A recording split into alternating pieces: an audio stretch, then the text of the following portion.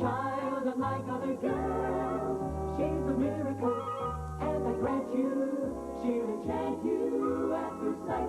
She's a small wonder, and she'll make your heart take flight. La la la la la la la la la la la la la.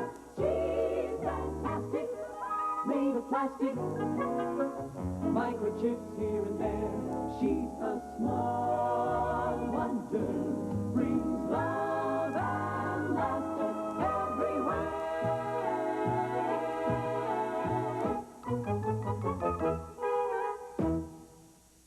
Sprint Sense International gives you great rates.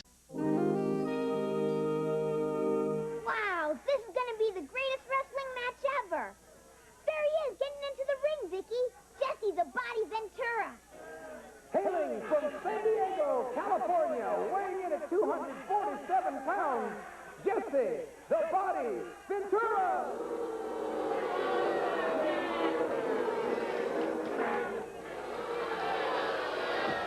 Hi guys, what are you watching?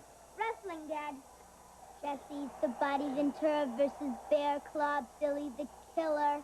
Oh yeah, this I gotta see. As the referee's explaining the rules to him. Oh no! Jesse just threw the referee out of the ring!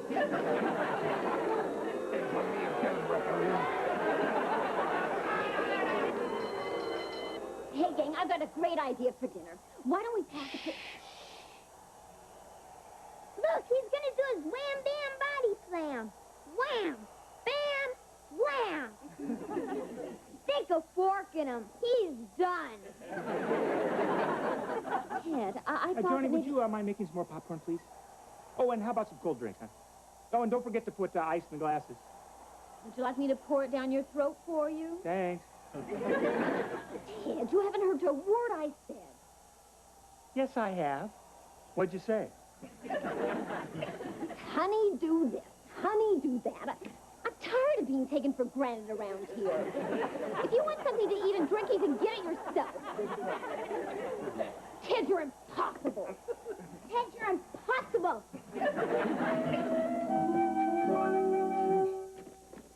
Oh, honey, would you make me some coffee and maybe a piece of toast? It's honey, do this. Honey, do that. I'm tired of being taken for granted around here. Okay, wise guy, just go see who's at the door.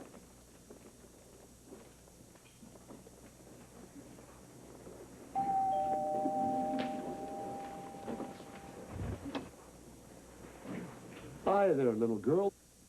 Is your mother home? Yes. Vicky, who's at the door? Hailing from San Diego, California, weighing in at 247 pounds, Jesse the Body Ventura! I see your little girl's a wrestling fan. Yes. Vicky, would you go and put away the groceries? Can I help you? By any chance, is your name Joan Anderson? Well, it was before I got married. I knew it was you, Joni. I saw you at the shopping mall while I was signing autographs. But you left so fast, all I could do was follow you home. You're as pretty as ever. Why, thank you. Do I know you? Here's a hint. Rah, rah, rah. Sis, boom, ba. Scally-wally, bulldog, bow, wow, wow. That's one of my old college cheers.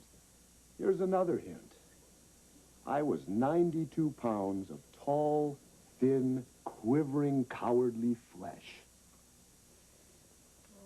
One more hint.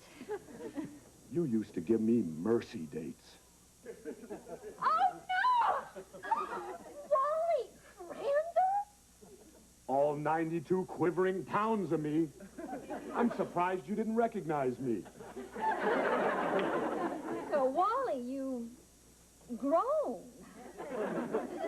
Please, come on in. Thanks. Oh, Wally, what a surprise. But what have you got to do with Jesse the Body Ventura?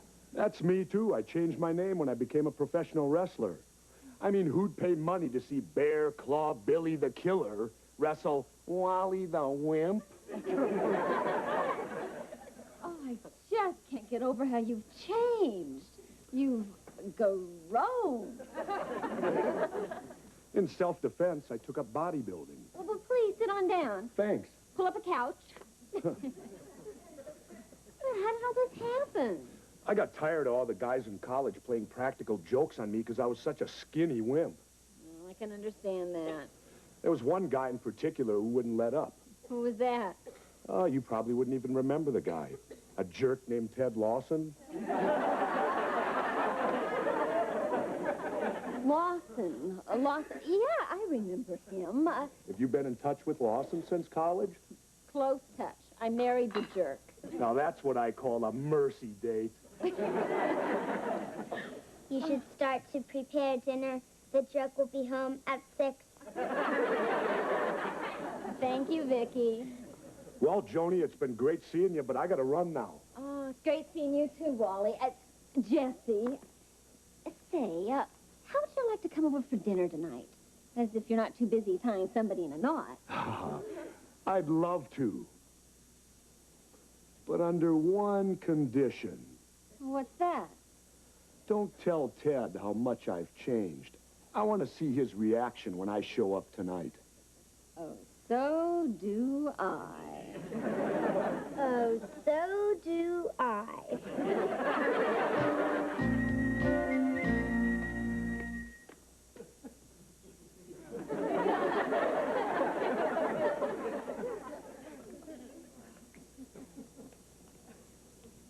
Hear anything interesting? A guest coming for dinner. A guest? Who is it? I'm trying to find out. Sorry. I'm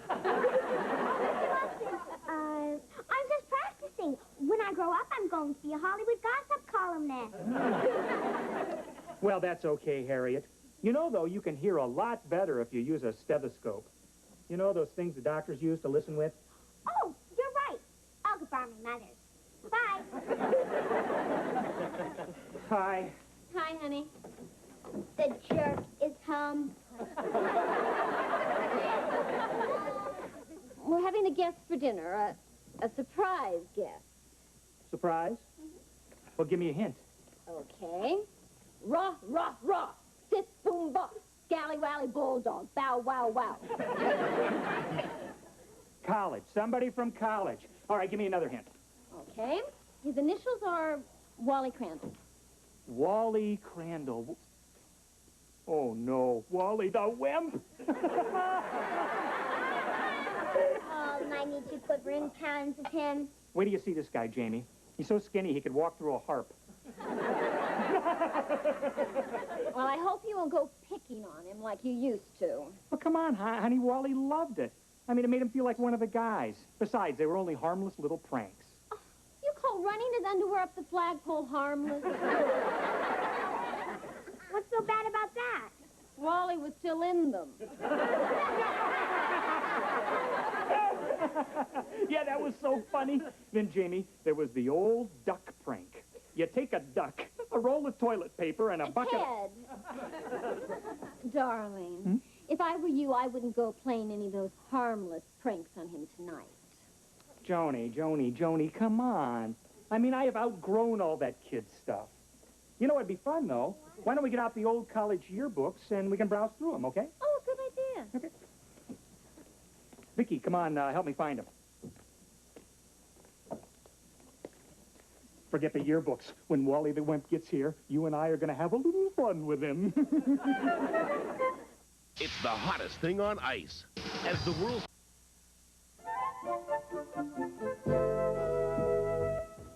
Now remember, Vicky, our harmless pranks won't work on Wally without the key words. They're in my memory module. Okay, what's the first key word? Shake. What's the second key word? Whipped cream. Perfect. And I got the old duck prank all set up. I haven't had this much fun since I bought my first exploding cigar. That's Wally the Wimp. Let the games begin. There's the door. Oh, yeah, honey, I'll get it. He's so skinny, he can come right through the keyhole.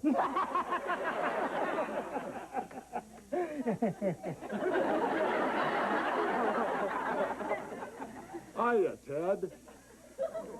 Wah, wah, wah, wah, wah, wah, wah. Wally? Who else? You said you were so skinny you could come right through the keyhole. These are for you, Joan. Oh, Jessie, how thoughtful. Ted only buys flowers for funerals. Mom, the oven timer just went off. Oh, wow! You're Jesse the Body Ventura. We saw you on TV. Right. He's also Wally Crandall. Oh, well, Jessie, this is our son, Jamie. Hiya, Jamie. Put her there. I actually shook hands with Jesse the Body Ventura and lived to tell about it. Now, and do you remember Vicky? Sure, who could forget such a pretty little girl? Shake, sweetheart. Shake. No, no!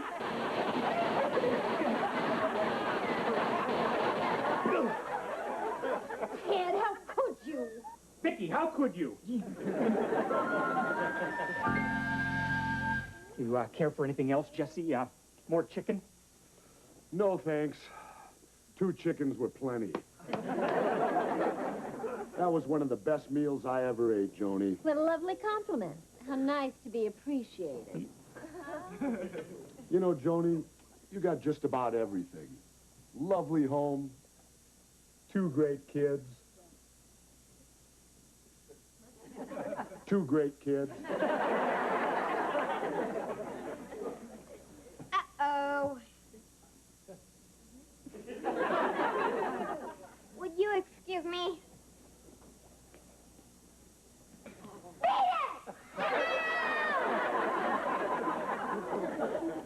Serves you right for snooping, Harriet. Oh, I just wanted to meet Jesse the Body Ventura. What a sight. Hiya, Harriet. Oh, Mr. Ventura? Or can I call you Body? Sure. Would you send me an autographed picture? You got it. Harriet, would you like it if I had a body like Jesse's? No. Your head would be too small.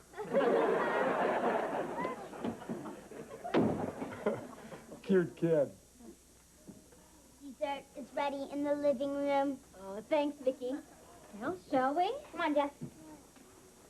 Bring the coffee, dear. I'll keep the wimp company. Wimp.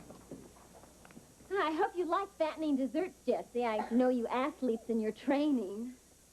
Mom, the more he weighs, the better. It helps when he sits on his opponent's head. Thanks, Vicky. Load me up with whipped cream. Whipped cream. No! Wait! No!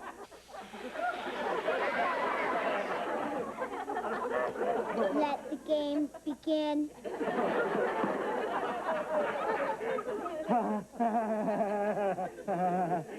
Geez, Jess, I can't imagine what got into her. I can. Jamie, you said you wanted to learn a few wrestling holds? Yeah, you bet. Well, all we need is a volunteer. Well, looky here. We found one. Boy, you're sure brave, Dad. Now, first we learn the basics, Jamie. This hold is called a side headlock. If it's applied right, sometimes the eyeballs pop. I think you're doing it right. From here, if we let the arms slip under the chin and around the neck, like this, that's a chokehold. Isn't that illegal? Only if he dies. Jesse, I think it's close to becoming illegal. The nice thing about this hold is that it's real easy to go into a flying mare. Stick a fork in him. He's done. Ted, are you all right? Oh, honey, I never better, you know? I think that's enough wrestling for tonight. Jamie, why don't you help me clear the kitchen table, and Jesse and your dad can catch up on old times. Okay. You sure you're all right, Ted? Oh, yeah, Jess, I'm fine. Be great as soon as I can get my head to point in the same direction as my feet. Yeah, Good thing I didn't use my wham, bam, body slam. You should see how that's done. I've seen how that's done. Wham! Wham! What happened? Jesse, are you all right? No, I'm not all right. I've just been wham, bammed, and slammed by an 11-year-old girl. Well, actually, she's almost 12. Oh, man, if it got out that a little girl threw me like that, I'd be laughed out of wrestling. Well, we'll let it be our little secret. But I know it. What am I going to do about my confidence? I feel like I'm back being Wally the Wimp. Jesse, come on. It's not that bad. It's the worst thing that's ever happened to me. I'm through. Jesse, wait a minute. Are you serious? My career is over. I couldn't get a match against Pee Wee Herman. Jesse, listen. I'm going to tell you something that nobody except my family knows. Nobody in the world knows this except us. Vicky is not an ordinary girl. Oh, thanks for sharing that, Ted. No, what I mean, Jesse, Vicky is an experimental VICI, a voice input child identikit. Promise you'll never repeat that. Repeat it? I couldn't even say it. Jesse, what I mean is Vicky is a robot. Robot. Another prank, eh? No, Jess, here, look, I'll prove it to you. Look. See? This is her control panel. That's incredible. Jesse, I invented her. I'm trying to keep her a secret until I can get her perfected. The reason she could throw you like that, Jesse, is she has the strength of 100 men. And Vicky, would you sit down, please? She's fantastic. And you let me in on your secret just to restore my confidence. What a friend. Well, Jess, I guess I owe you for all those cornball pranks I pulled on you in the past. No, Ted, I owe you. I feel bad. I humiliated you in front of your family. Oh, come on, Jess. I mean, I had it coming, right? No, I gotta make it up to you. No, Jesse, you don't have to. I mean, it's really not necessary. You do, Jesse? Jesse, I couldn't shake hands or something, Jess? Help! Let me go, Ted! Let me go! Get off me! I'm trying, Jess. Uncle! I quit! I've had enough! Don't hurt me! Okay, I won't. What's going on? 1, 2, 3. That winner her. Dad, score ball lesson. Wow. Well, I hate to lose and run, but I got a big match tomorrow night. I better get some shut-eye. Sure. Hey, Jess, if you need any help in your corner, I'd be more than happy to give you some pointers, huh? Don't push it, cornball. Well, I gotta be going. I had a great time tonight. Thanks. Ted, you take care of Joni. She's one of a kind. Yeah, Jess, you don't have to tell me that. Bye-bye. Bye, Jess. Come again. Honey, I was a jerk about Wally, and I've been a jerk about you. I promise never to take you for granted again. Thanks, jerk. You must be worn out from all that wrestling. Yeah, why don't you go get ready for bed and we'll clean up here. You better not go into the bathroom. Well, why not? Forgot about the other prank. What other prank?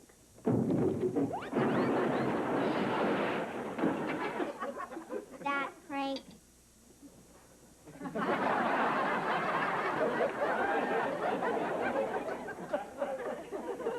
the heck is all that? The old duck prank. Joan? Joni? Go. Go.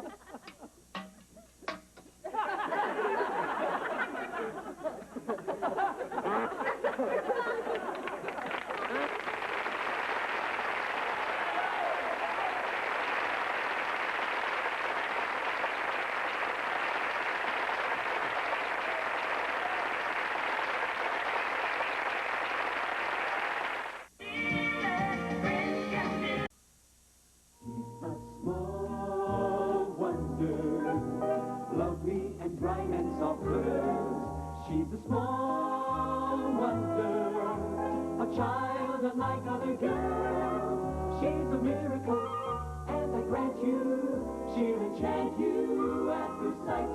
She's a small wonder, brings love and laughter everywhere.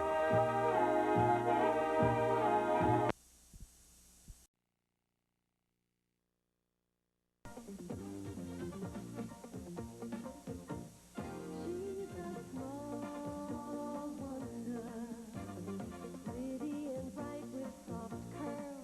She's a small wonder, a girl unlike other girls. She's a miracle, and I grant you, she'll enchant you at first sight. She's a small wonder, and she'll make your heart take flight. She's fantastic, made of plastic, microchips here and there. She's a small wonder, with love and laughter everywhere.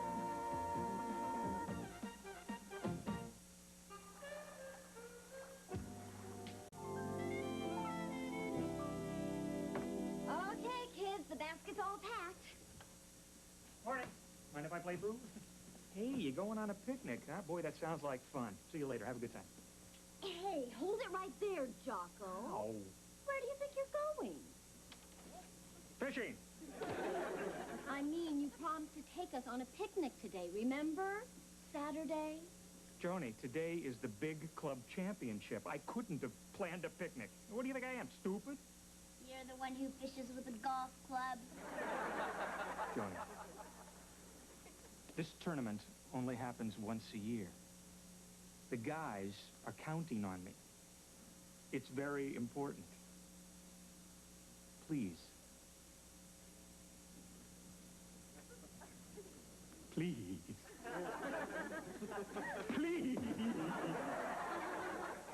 I promise. The next thing the family wants to do together, I'll do it, no matter what it is. I promise, please. I promise, I promise, I promise, I promise, I promise. This is the man I'm supposed to model my life after? Please, please, please.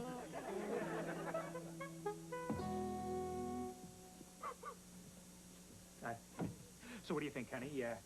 You think the trophy will be noticed up here, or, hey, maybe I should put it over the mantle in the living room, huh? Why don't you just hang it on the front door as an knocker?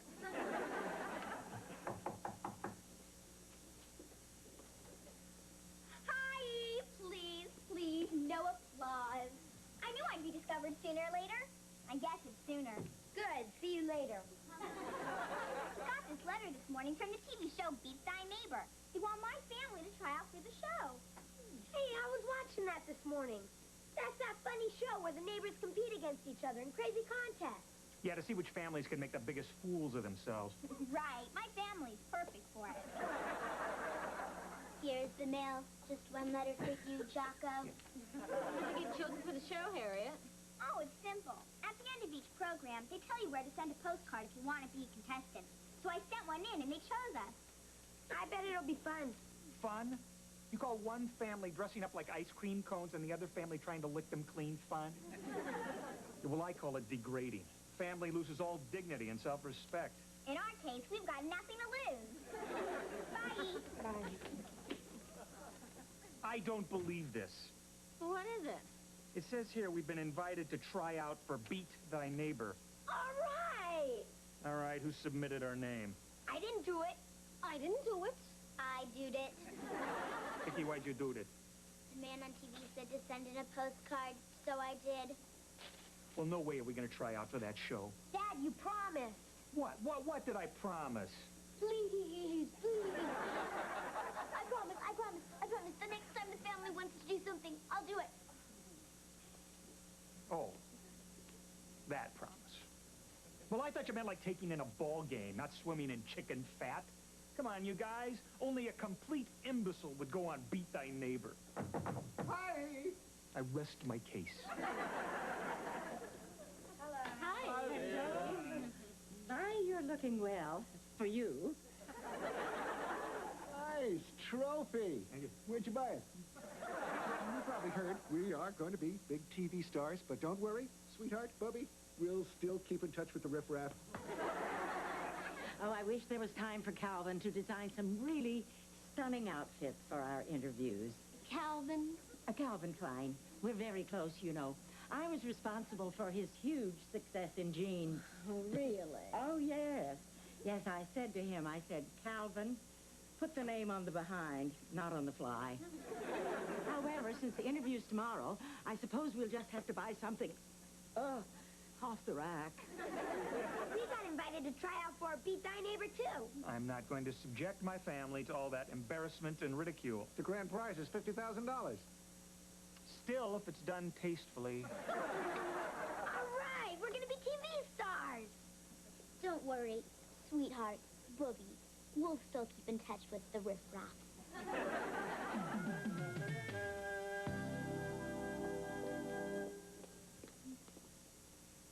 Thank you, Shanna. Now remember, act up. Pippy, bright, lots of personality, just like the host of the show, Guy Dwyer. Brandon, I don't have to act. That's the way I am naturally. Effervescent. Hi, Brindles. I'm Guy Dwyer. Hi, Guy. Sorry I'm late, gang, but you know what? Somebody stole my brand new car. Oh, what a shame, but of course it was insured. No! Too bad. You know, I like your sincerity. Yes, I see you're exactly the kind of people I want on my TV show. You're happy? Fun loving? Want to come on the show to have a good time? Not just there to make the money. Money? You give away money? We had no idea. You wouldn't believe the hard luck stories I get from people pretending to be down and out just to come on my show to make a buck. That's disgusting.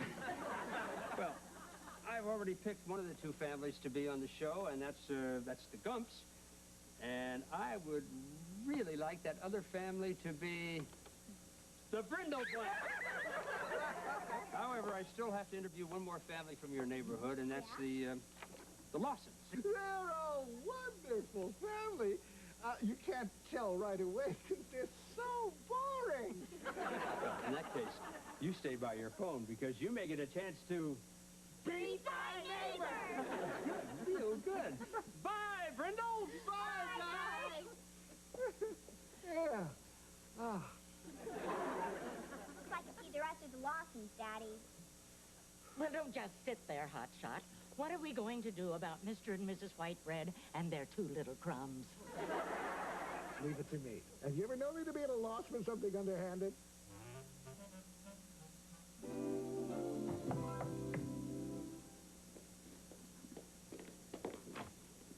Hi, Harriet. Hi, Vicky. We just got back from our interview for the TV show, and it looks like we're going to be on it. When's the interview? At 2 o'clock this afternoon. Well, confidentially, Vicky, I know a way you can get on the show. For sure. How? See, what they're looking for are poor, unfortunate families who are broken down on their luck. And the sadder the stories, the better. Oh, hi, Harriet. Oh, hi, Mr. Lawson. Nice chatting with you, Vicky. Bye. What'd she want? She said they had their interview, and it looks like they're going to be on the TV show. I wonder how those clowns got picked. Well, confidentially, Harriet said they're looking for poor, unfortunate families who are broke and down on their luck. Oh? And the sadder the story, the better. Sadder the better, huh? You know what, Vicky? I got an idea. The most dangerous hitman in New York. Come on in, my brother.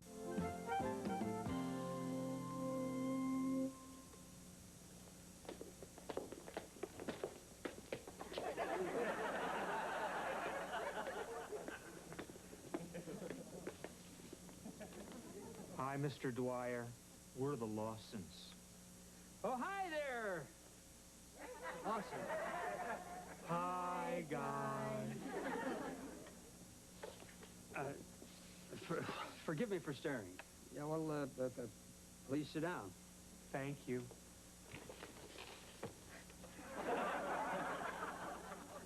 Can I get you something, coffee?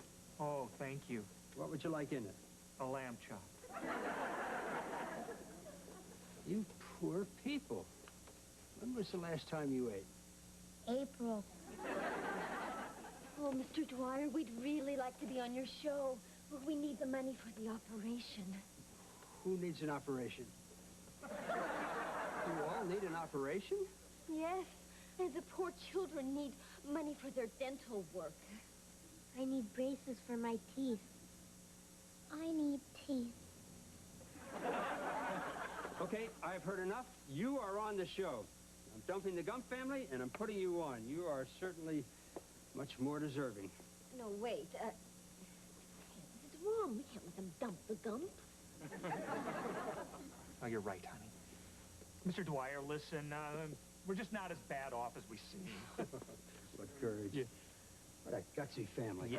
No. No. I'm not going to take no for an answer. Let me level with you folks. As I told the other families going to be on the show, the Brindles. I usually hate this kind of hard luck story. What? You told the Brindles that? But I'm going to make an exception. This is the saddest story I've ever heard. You people are pathetic.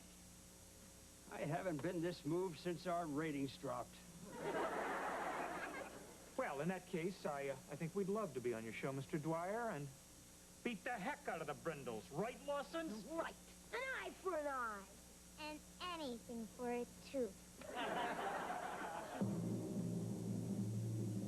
Hi out there in TV land. It's time once again to...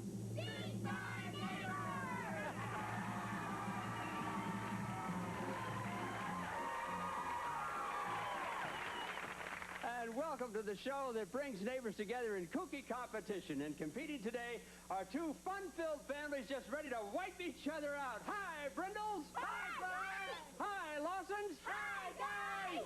Okay, now you all know the rules. We play 3 games, and the The first family that wins 2 games gets the chance to compete for $50,000. That's right, yes. And let's get ready for the big pie plunge. Come on over, families. Now, buried amongst the berries in these delicious fruit pies are poker chips, each worth $20. And all you have to do is eat your way to the chips. I think I've died and gone to heaven. All right. The family to have the most chips after 30 seconds is going to win contest number 1. And because the Lawsons outnumber the Brindles, we're going to ask Vicky to be our official face cleaner for both families. You know what to do, Vicky? I know what to do. Oops. I almost forgot. No hands. All right, families. Get ready. Get set. Go. No hands. Okay. Go for those chips. Eat away. Let's keep eating. Come on, Brindles. You're way behind here.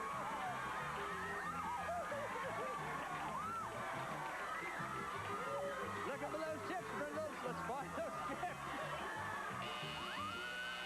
All right, there's the buzzer. Hold it. That's it. No more competition. And now, let's see how well the Brindles did. Brindles have 5 Nice going, all right. Yeah. And Lawson's, how'd you do? We have 5, guy. 5? 6! That means the Lawsons win contest number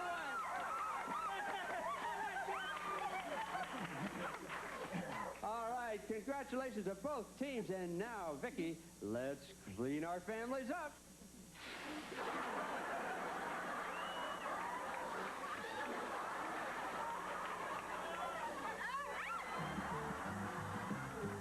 And now it's time for contest number 2. Curtains, please.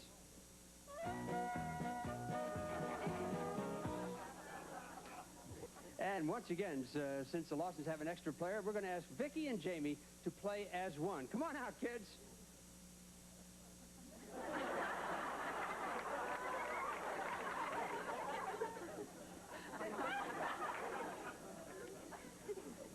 All right, let's begin our game. Now, the object is to take the ball. Thank you, Shauna. Take the ball. There we are. And pass it to the person next to you. Okay, the person next to you passes it to the person at the end of the line. The person at the end of the line takes the ball and puts it in the basket, and that is simple, right? Oops, I forgot. No hands. And one more little thing. Instead of tennis balls, we're going to use these big, squishy tomatoes.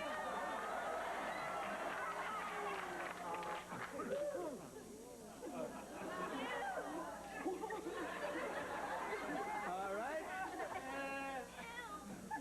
Everybody set to begin. The family with the most tomatoes in the basket wins this round. Ready, get set, go.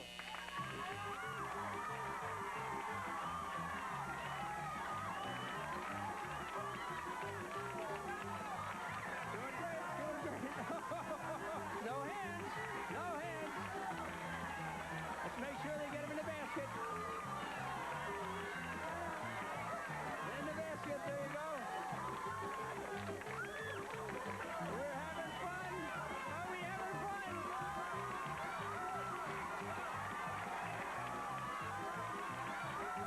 Come on. Get them in the basket. More tomatoes. Let's get more tomatoes.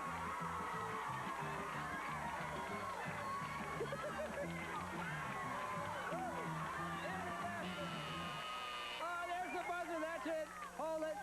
No more. No more. There's the buzzer. Family's back. All right. And now, let's check and see how the families did. And it looks like the Brindles have 4. 4 tomatoes. Good. How'd the Lawsons do, Shannon?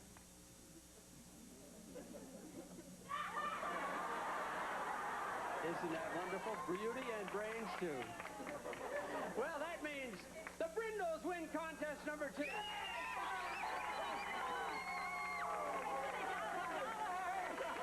we'll be back with the deciding game right after this commercial message. Okay, everybody, change clothes for game number 3, please. All right, thank you, and welcome back to the third and deciding contest on Beat Thy Neighbor. Curtains, please.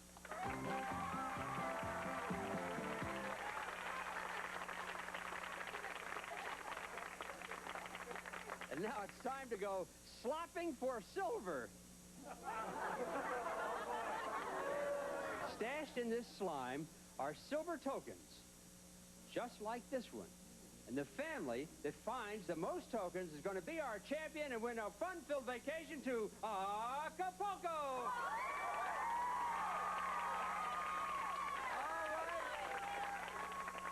All right, families, into the slime.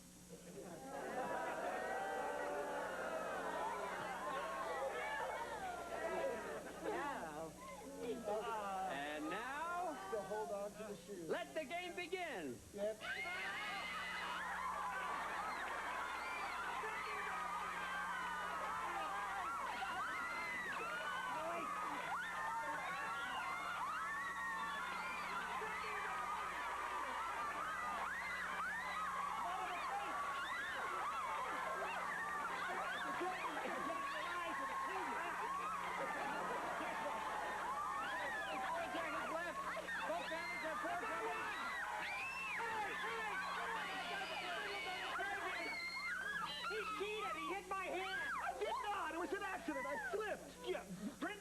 champions. Go on, Brindle.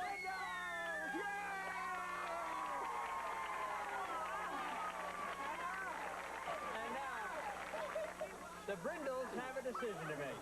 Uh-huh. Do you want to keep your vacation trip to Acapulco? Or give it back for a chance at our $50,000 grand prize? You have 10 seconds to decide. They've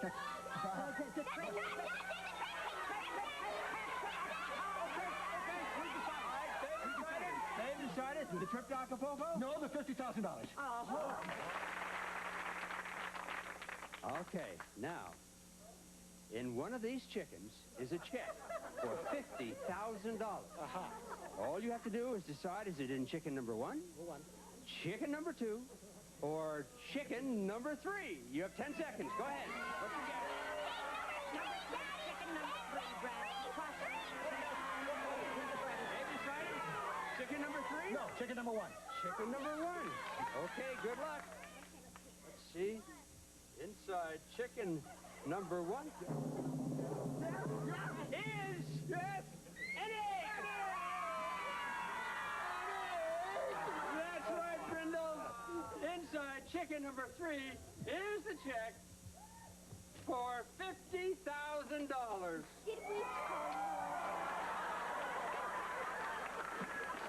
Looks like the yolk's on you. And Lawsons, I don't want you to be too disappointed, because here on Beat Thy Neighbor, if the champions give up their trip, it goes to the other family. That's right, Lawsons. Pack your bags, because you're going to...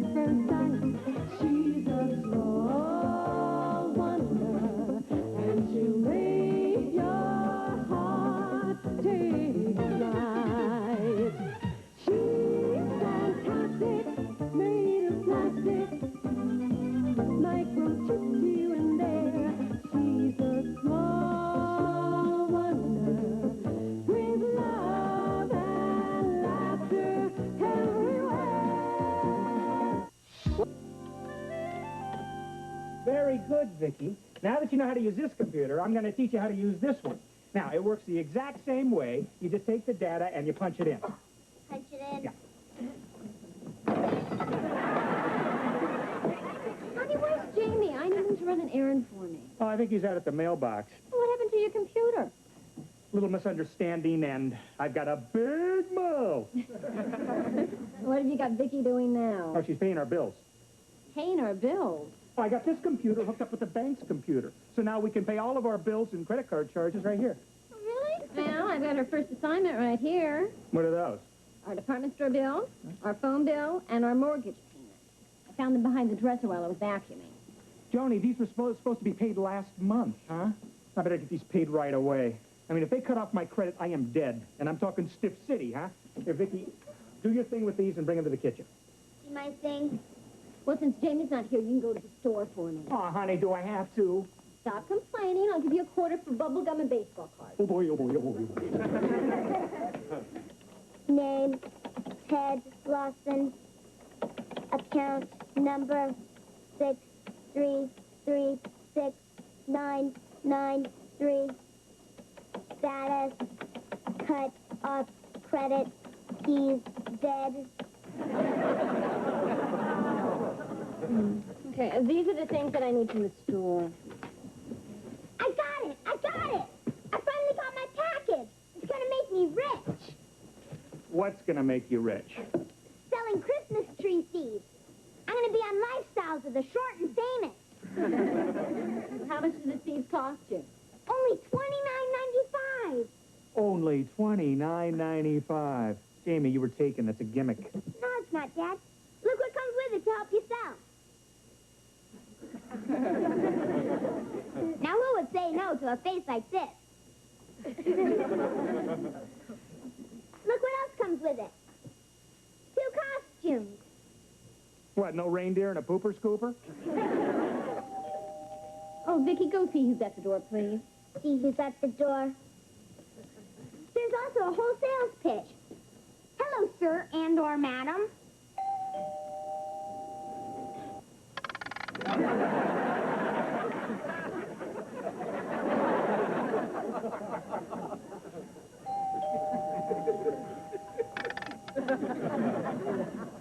Hi, Vicky. Hi, Harriet. Would you please tell your dad that my dad wants to borrow a suitcase? He has to go on a business trip, and he's too cheap to buy one. I'll tell him. My mom's not going with him. My dad told her the climate where he's going wouldn't be so good for her. And she said when he got back, the climate wouldn't be so good for him either. And then she threw a piece of toast at him. Unfortunately, it was still in the toaster. A raisin went up his nose. Are your folks having any problems? Yes, they didn't pay their bills. What's the matter? Is Dad broke? No, he's dead. Dead? I'm talking Stuff City. Oh, no. I better go tell my folks. You poor thing, Vicky. You should be crying. Okay.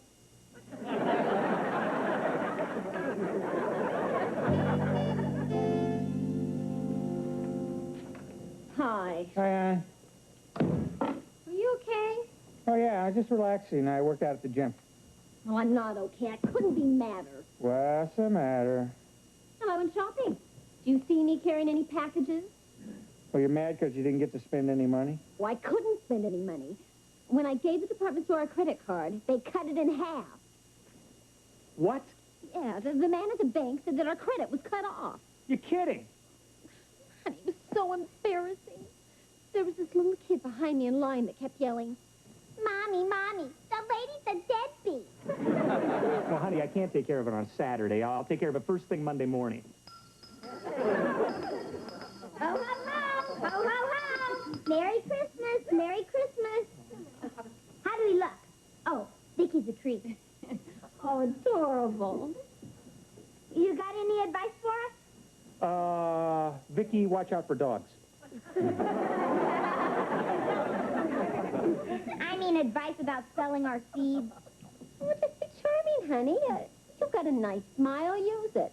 And if somebody gives you a bad time, don't let it bother you. Just turn the other cheek. Gotcha. Come on, Vicky. Well, good luck. Go get 'em. They're so cute. Yeah, I hope they find a couple of suckers.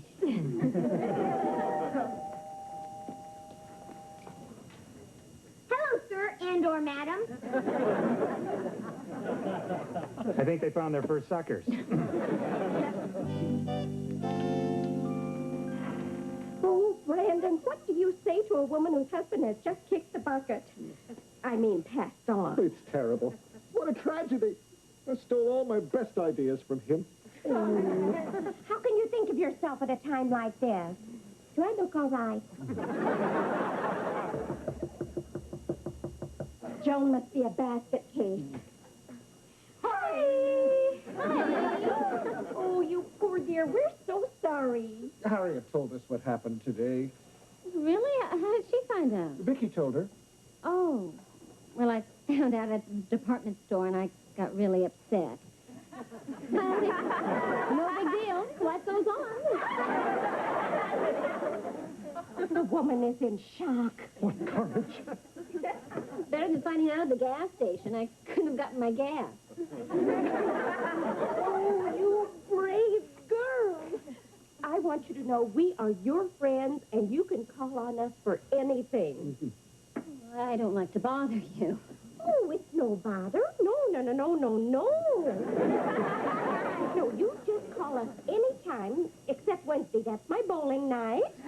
Thursday night, of course, is the Caribou Lodge. I am the head antler.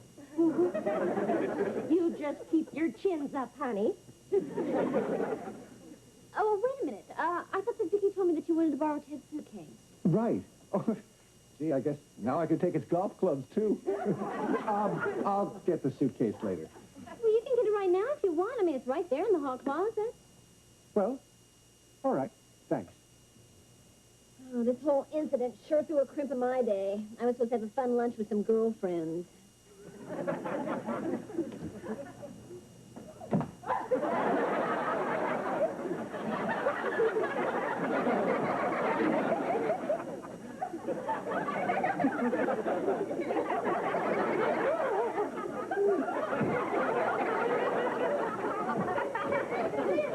Well, what's the matter with you? You look like you saw a ghost. Who's in there? On the couch. No, he's sleeping. Boy, is he sleeping. I call that dead tired. Well, how long has he been in there? Oh, a few hours. Oh, I hope you have your air conditioning on full. Why would I do that? I'll get the suitcase later. Come on, Bonnie. Tony, you keep a stiff upper lip. Just like Ted.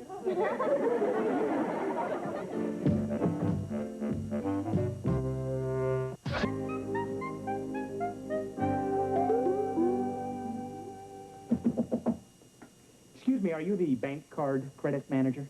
That's right. You got a minute? A minute, yes. What can I do for you? Well, I seem to have this little problem. I thought maybe you could help me out. Here's the credit card number. Well, let's see what the computer has to say.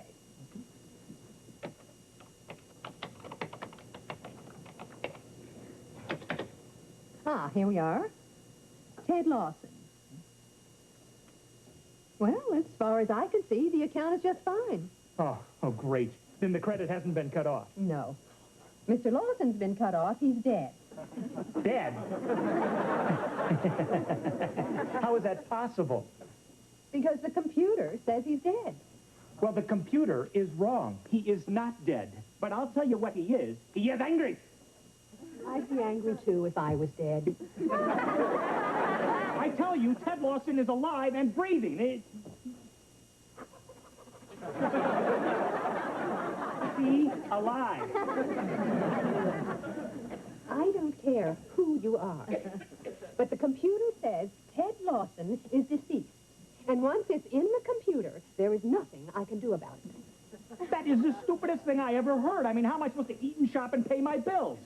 All right. Fill out this form. Well, thank goodness I finally got through to you. What is this? If you'll have your doctor sign it and send it back, I can issue a new credit card to the loved ones you've left behind. Your minute is up. I can't believe those neighbors sticking a dog on Santa Claus.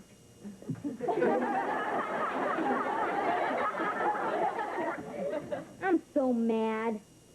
Next time, do what your mother said. Turn the other cheek.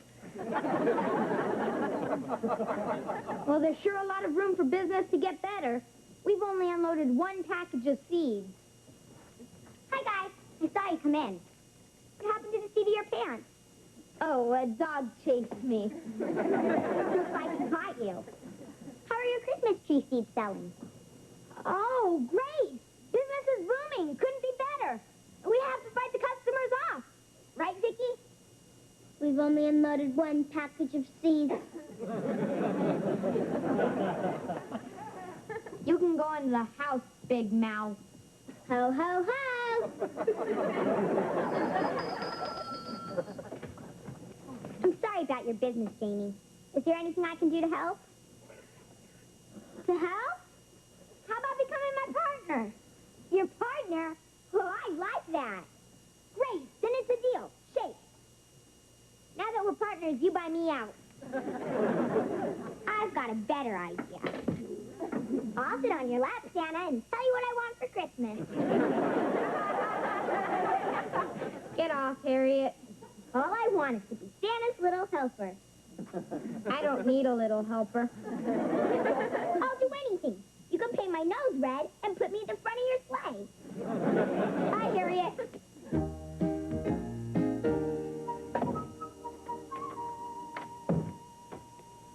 Oh, hi, honey. Oh, did you get our credit card straightened out? It's not our credit that's dead. It's me. I don't understand. Well, for some reason, everybody thinks that Ted Lawson is dead, deceased, toes up, pushing up daisies. Why would they think that? I don't know. Somehow it got into their computer, and they've notified all of our creditors. I've been on the phone all day trying to convince anyone that'll listen that I'm alive. Honey, that's ridiculous. Yeah, isn't it? I mean, last night you slept with a dead man. I know, but it's not the first time.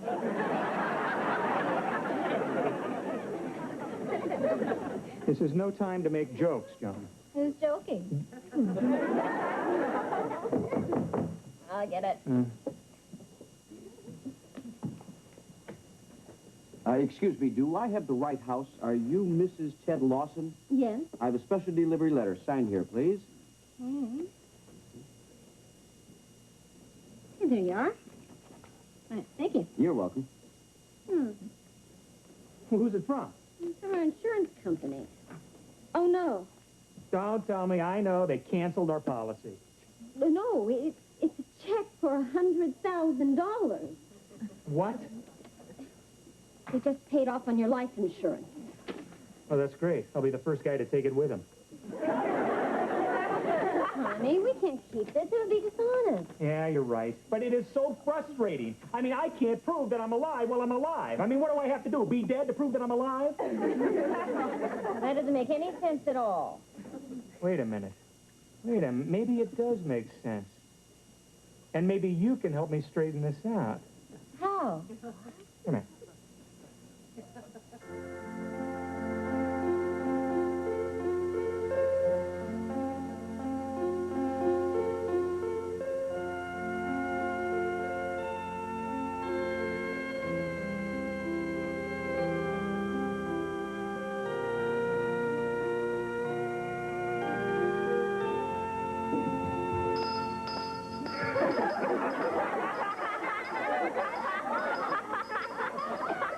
Merry Christmas! Merry Christmas!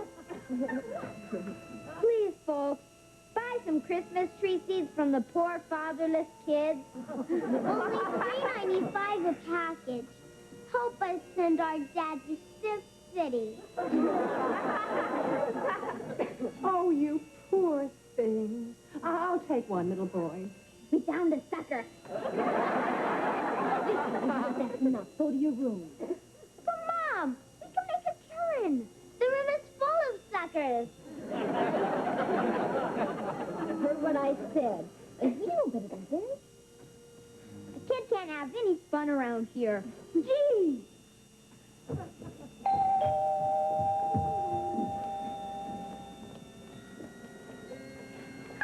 We're having a funeral.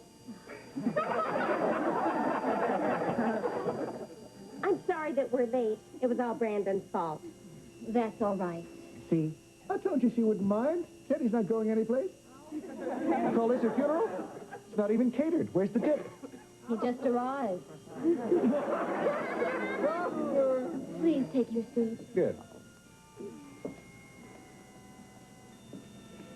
Oh, Joan is so brave. I can tell she's suffering on the inside. Well, you'd be the same way if it was me instead of Ted. No, I'd pop champagne and put on a silly hat. Thank you all for coming. It was dear Ted's wish that this be a small, private ceremony with just family, friends, and creditors present, which seems only fitting since we're going to pay for all of this with a credit card. There will be no eulogy, and it was Ted's only wish that each of you pass by the casket and pay your last respects. So if you would please do that, you'll make a dead man very happy.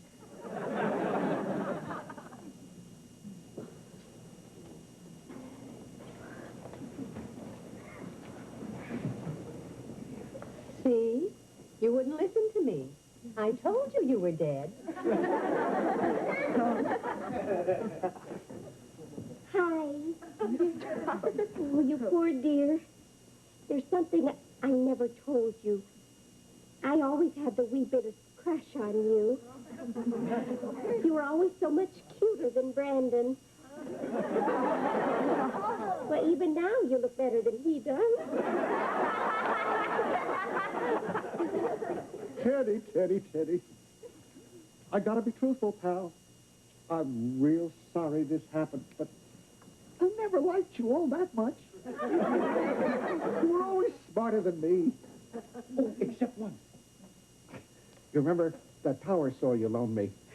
It wasn't stolen from my garage. I kept it. Well, thanks for telling. That's okay.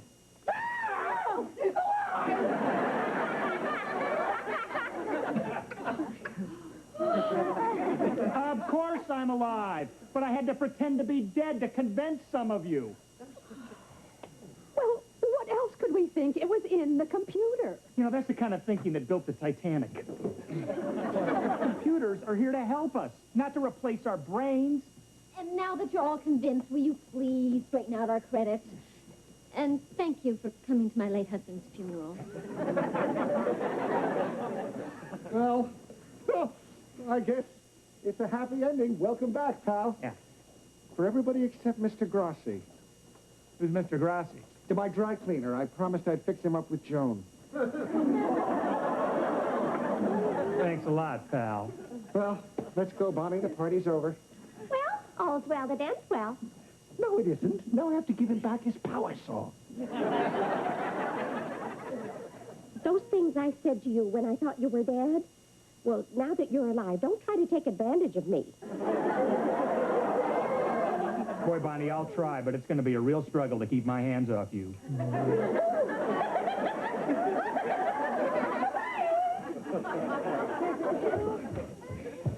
Is it all over? Boy, I hope so. Well, it just goes to show you. It's easier to come back from the dead than to get out of a computer. I wonder how it got into the computer in the first place. I put it in. Vicky, you did? Why? You said you were dead. I didn't mean it that way, and you should have known better. Now go to your cabinet. Gee! Oh, darn, I meant to give that insurance man his check back for $100,000. Oh, yeah? Well, I'll drop it by in the morning, honey. Well, that's going to be a real stab in the heart. You got to say one thing for them. They sure paid off in a hurry. Boy, they sure did. I hope they pay off that fast when you really go. Come here, you... Drop down!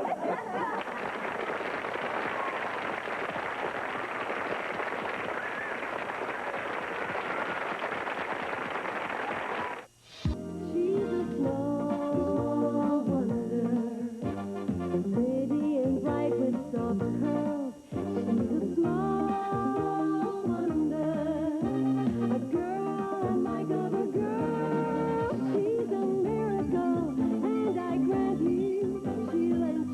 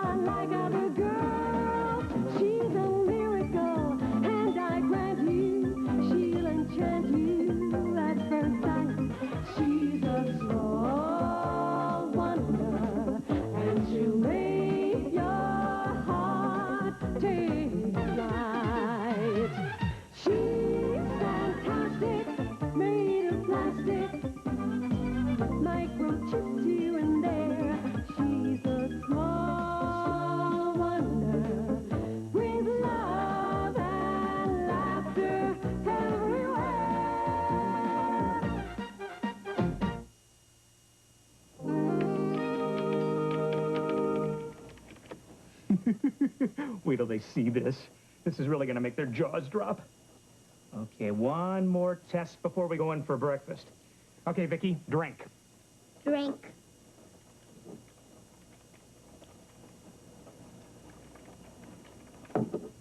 Okay, did that go down okay? It went down okay. Yeah, all right. Better fix that. Okay. Answer me again. Did that go down all right? It went down all right. Okay, good. Now let's try eating something solid.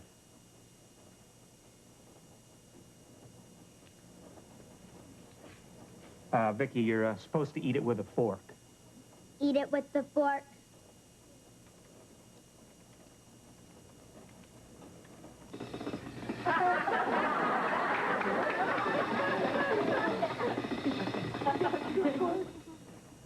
Glad I didn't use the good silver.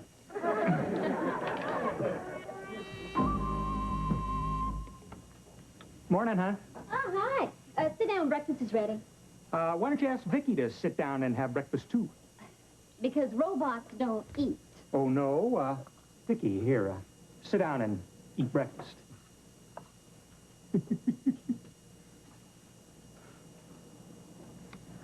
Mom, she's eating. Yeah, she can even pig out. Show him, Vicky. Pig out.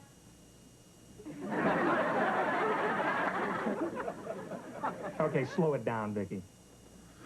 Ted, that's amazing. How does she do that? Well, I installed a flash dehydrator and a polynucleotide processor in her. That makes sense. Well, you see, in layman's terms, that sort of term.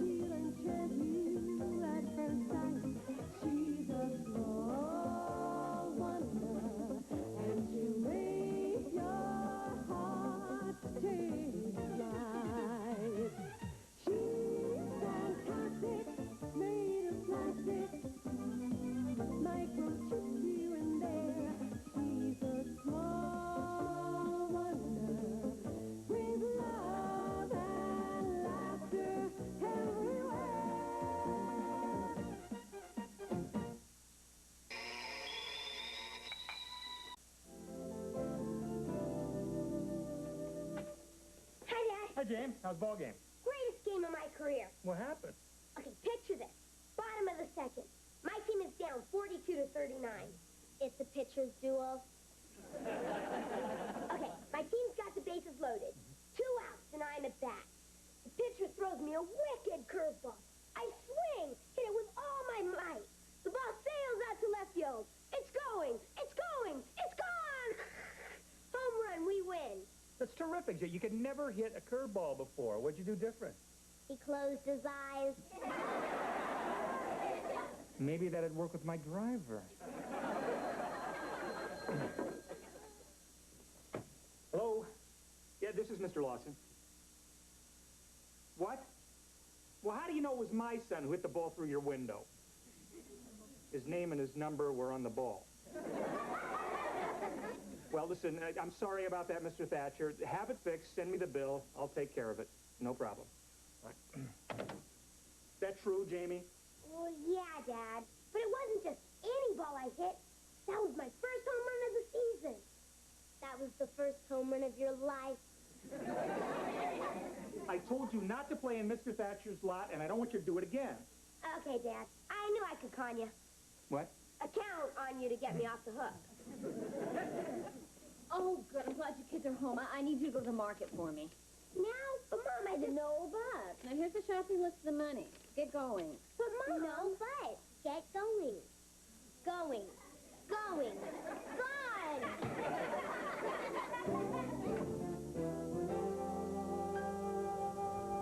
Oh, wow, Vicky, look at all this. Hey, look, someone was playing tic-tac-toe. Come on, let's finish it. I'll be the O's, you be the X's. Okay, your turn.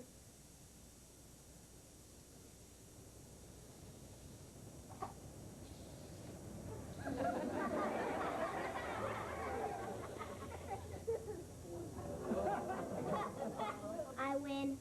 Wrong. You lose. I'm going to call the police. The police? Yeah, the police.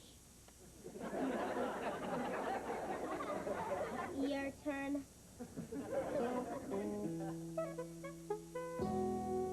Hi. Hi. Kids back from the market yet? I am really ready for one of your fabulous dinners. Oh, good. We're having Brussels sprouts and liver. If we hurry, we can get the Zippy Burger before it closes. Ted, Brussels sprouts and liver are loaded with iron. So is a 58 Buick.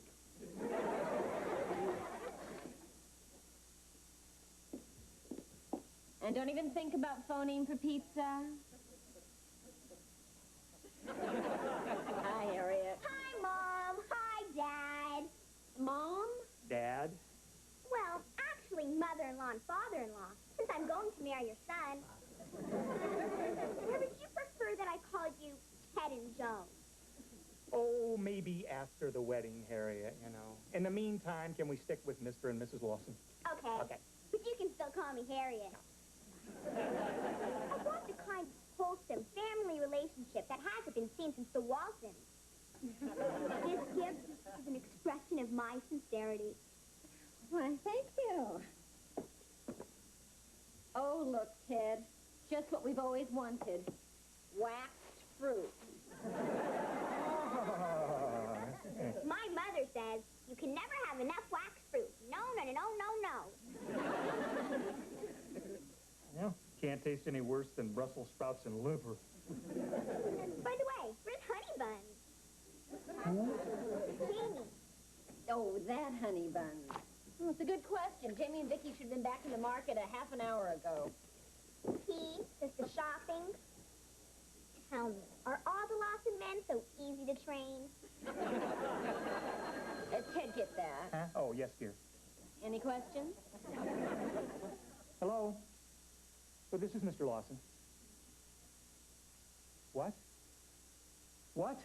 What's wrong? Are they all right? No, thank you. We'll be right there. Wait, the kids, where are they? They're in the slammer. They've been arrested. Oh, no. Come on, let's go. Great, not even married. And already my man's a jailbird.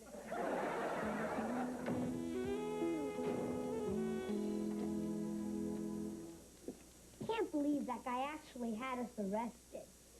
Are they sending us up the river? Where'd you get that from? On TV. I watched the James Cagney Film Festival. You dirty rat. Cut the world, man. No, they're not sending us up the river. Spray painting's no big deal. Don't sweat it. Besides, Mom and Dad always get us out of jams. Oh, here they are. See, what did I tell you? We're out of here. Are you all right? Sure, Mom, no problem. No problem? You call getting arrested no problem? Don't sweat it. You always get us out of jams. Well, what on earth did you do? We were just fooling around spray painting a building. It's no big deal. No big deal. You call vandalism, destruction of private property, assaulting me, no big deal? What do you mean assaulting you? She attacked me with a can of spray paint. I've had it with these little punks up to here. You've only had it up to here. Everything to them is a big joke. Look, sir, I'm sure it was just an accident. Well, they're not getting away with it this time. I've been after one of these graffiti punks for a year. I spent a fortune cleaning my walls. I'm putting these two little hoodlums behind bars. Sir, I can assure you they've never done anything like this before. They're really well-mannered little hoodlums. Kids. Please, be reasonable. Be reasonable? It's criminals like this that make an ugly eyesore out of a decent neighborhood. And now this. Mr. Braddock, Sergeant Pepper's ready for you to sign the complaint. It will give me great pleasure. Now we going up the river? Bingo, kid. No way, Vicky. Dad'll fix it. Where do I sign, Sergeant? Right at the bottom, Mr. Braddock. You know, these little spray painting kids really get me mad. I don't blame you. And some of the words they spray, I had to ask my kid what they meant. Wait, sir, before you sign that, Who are you? Well, we're Mr. and Mrs. Lawson. We're the parents of the children involved. The two dear, sweet, never been in trouble before children. Oh, sure they are. Yeah. Listen, Sergeant, isn't there something we can do before this gets out of hand? Well, don't ask me. Ask the man in the hand-painted tie. Why you decide I've got to go out and check my car? These meter maids around here are vicious. Mr. Braddock, listen. Forget it, Lawson, forget it. I'm going to make an example out of your little Bonnie and Clyde. Jamie and Vicky. Mr. Braddock, we'd be willing to do anything to make it up to you. That's right, anything at all. You just name it. Name it? Right? Just name it. Well, it's like I said, a spray painting is a blight on the neighborhood. You're absolutely right. And it's expensive to clean up, too. I understand. How about $50? How about $250? $250? That is highway fairness. You got it. It's all settled. $250 to clean your wall. Right. And $150 for my shirt. $150? That is out and out. Will you take a check? Yeah, I think a check would be okay. Pay the man, dear. Fine. What have you folks decided? Oh, you can tear up the complaint, Sergeant. It's all been settled amiably. Oh? Here's your check. I wouldn't take a check without seeing a driver's license or a major credit card. Just a thought. I hope your health is as good as that check. If it isn't, your health won't be too good.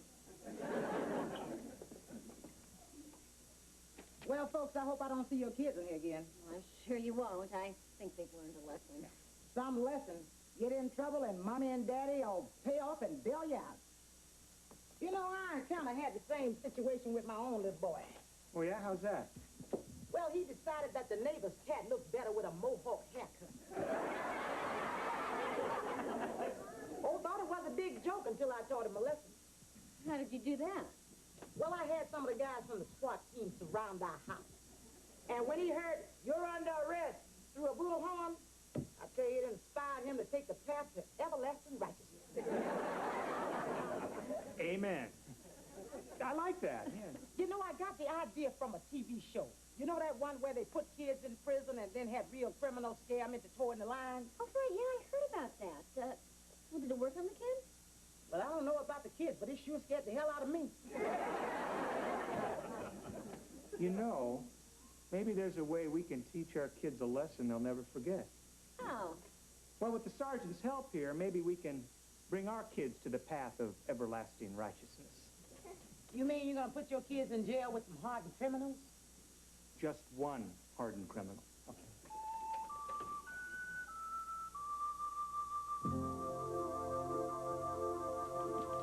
Okay, Lawson, on your feet. I told you, Vicky, we're out of here. Maybe in 3 to 5. We gotta get your mugshots, fingerprints, and fit you for a stripe suit. Stripe suit? That's the law, kid. Use a spray gun. Go to jail. We're going to jail? Bingo, kids. When Roseanne is ordered to stay in bed, Dan's in charge. But, officer, we're not criminals. All we did was spray paint a wall. Quiet. Okay, next criminal.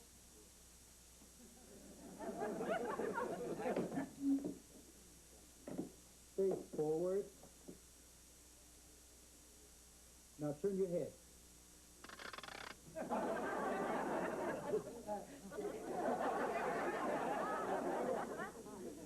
I've been putting in too much overtime. You sure that we're doing the right thing? I'm positive. Just because Mr. Braddock dropped the charges, that doesn't solve the problem. Jamie still thinks it's no big deal, and he's got to learn some respect for other people's property. Besides, it's been a while since we've had pictures taken of the kids. Okay, into the cell. But we can't be going to jail. We're just little kids. We won't be when we get out. Where are my parents? I want my parents! Ah, pipe down. Your parents can't help you now. Then I'll take anybody's parents. Pipe down.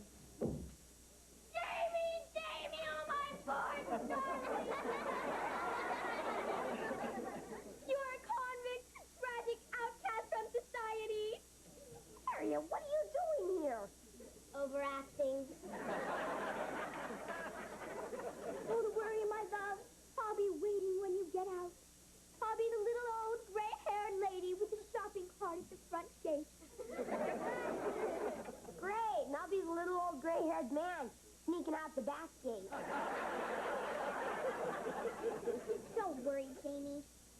they put you on a chain gang, and you go crazy with the whipping and the heat, and you kill a goat and they fry you in the chair. I'll be there to cry on your ashes.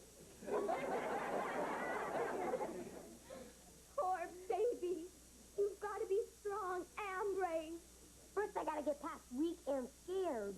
But, Jamie, you must keep up your strength. I'm going right home and make you some chicken soup with a file in it. All right, move it. Hey, watch it, man. Watch it. Watch it. Into the sand. Hey! What are you staring at, short stuff? Me? Staring?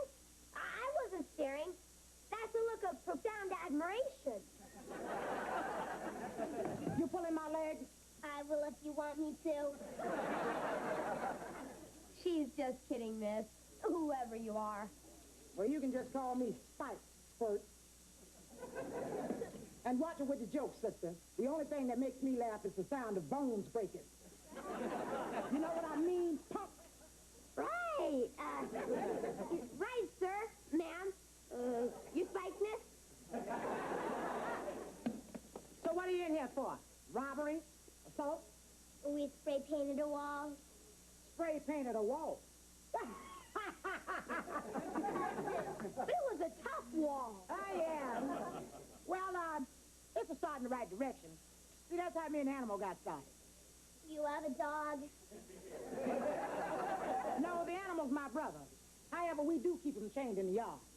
Well, anyway, there wasn't any money in spray painting buildings, so instead we started robbing them. Economically sound. Oh, yeah, and by the time we were your age, we were stealing cars and knocking off liquor stores. Liquor stores? Oh, yeah. Me and my bro, we done it all. Extortion, grand theft, had a lot of fun. Don't you think that's a lot of fun? Oh, yeah, fun. Fun. Yeah, well, see, they think that they can, break me by sticking me in jail. But I got news for them. You see, because the rotten, stink, cold, and clammy sales, they don't bother me. And neither do the knives and riots and gang beatings. You know what I mean? Kind of like a floor show. That's what jail's like? Oh, yeah. But you kids keep up the good work. You could spend most of your time in jail. Oh, hey! Cockroach. Dinner. Dinner?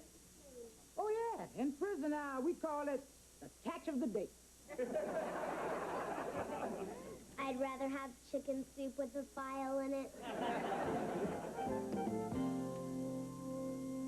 Judge Fenton, we really appreciate your help. Well, I'm always happy to do anything that'll improve children's respect for law and other people's property. Well, they really are good kids, Your Honor. But we're all for teaching them a lesson to remember. Well, if more parents did that, I think there'd be a lot less crime. And I'd still have my car stereo. In here, punks. Mom, Dad! Jamie, Judge Fenton would like to talk to you. Judge? Judge, you may be seated.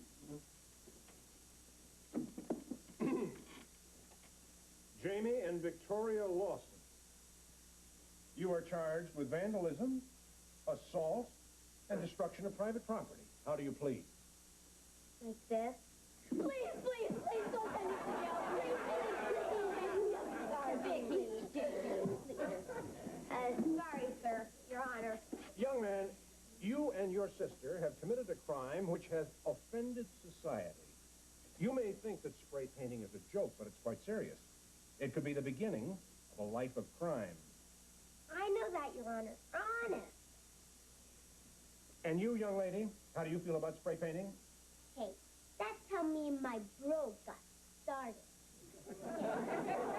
Vicky! Started? How do you mean? Well, there wasn't no money in it. So instead of spraying the building, we robbed them. You what? Then we stole cars and knocked off liquor stores. Vicky, stop! Well, I'm sure there's an explanation for this. There better be. What is it, Mrs. Lawson? doing, Ted? Well, Judge, I'm sure Sergeant Pepper can clear this whole thing. I mean, look at her. Could she have possibly knocked off a liquor store? You bet. Me and my bro done it all. Extortion, grand theft. You know what I mean?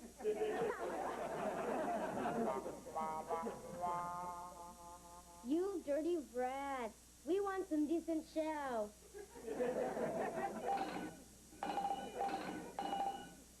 Vicky, knock it off. Thanks to you, they'll be shaving my head before I shave my face. I'd give anything to get on the other side of those bars. No problem. No, Vicky! Put them back together! Back together.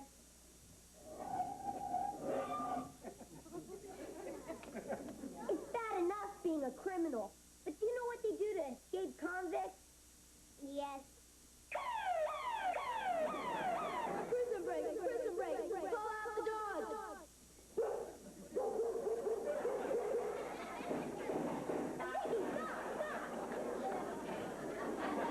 What's all the noise out here? Just a prison break. Mom, Dad, get us out of here, or we'll be walking that last mile. Don't worry, Jamie. It's all been cleared up. Oh, wow. Great. Oh. I promise I'll never do anything to break the law again. We're glad to hear that, Jamie. Now, can we please go home? Nothing personal, officer, but I hope I never see you again.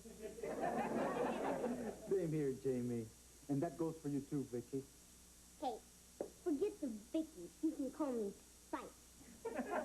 Know what I mean?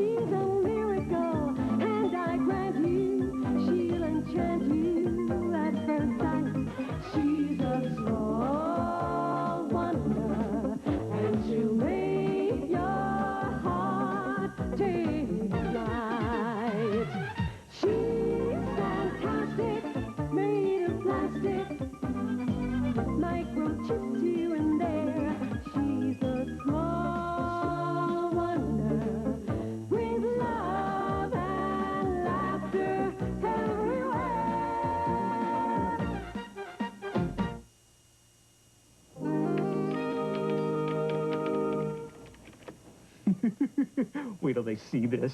This is really going to make their jaws drop. Okay, one more test before we go in for breakfast. Okay, Vicky, drink. Drink.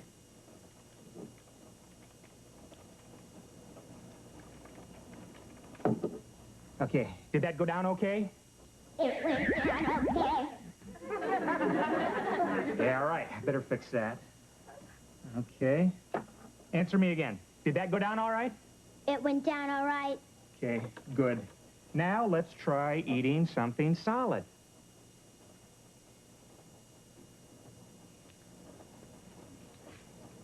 Vicky, you're supposed to eat it with a fork. Eat it with the fork.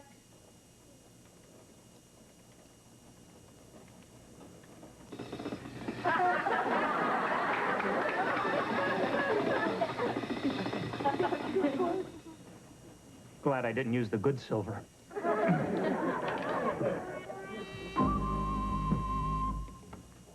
Morning, huh? Oh, hi. Sit down. Breakfast is ready. Why don't you ask Vicky to sit down and have breakfast, too? Because robots don't eat. Oh, no. Vicky, here, sit down and eat breakfast.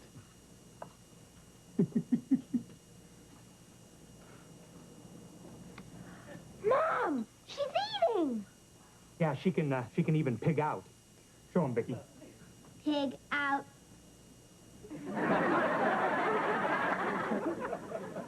Okay, slow it down, Vicky. Ted, that's amazing. How does she do that? Well, I installed a flash dehydrator and a polynucleotide processor in her. That makes sense. Well, you see, in layman's terms, that's sort of like a trash compactor that separates the solids in the food from the water. You see, the water is used to cool her internal systems, and the solids are used to create energy and byproducts, and, of course, you know what that means. What? Well, Vicky can use the bathroom now. Oh, no.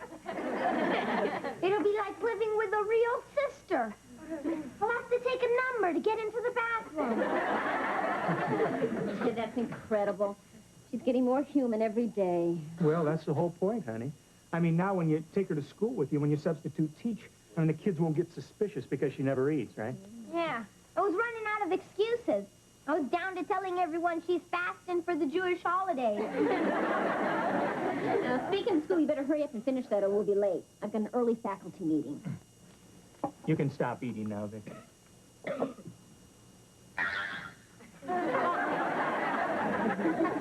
What was that noise? Well, I think we just heard the world's first electronic burp. Excuse me.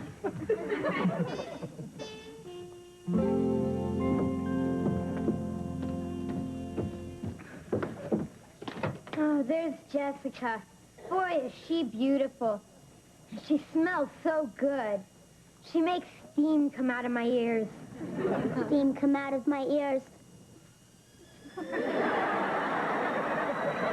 Vicky. Vicky, you go over there and eat your lunch. I have to talk to Jessica. Hi, Jessica. Oh, hi, Jamie. I bought you lunch today. How sweet. I got you a low-calorie salad because I know you like to watch your figure. Thanks. I don't mind watching it myself. Jessica, will you go to the school dance with me next week? Oh, Jamie, of course I'd like to go with you. You would? Great! But 4 other boys invited me, and I'd like to go with them, too. Oh. It can be a curse being so popular. Well, I can fix that. Just go with me and you won't be popular anymore.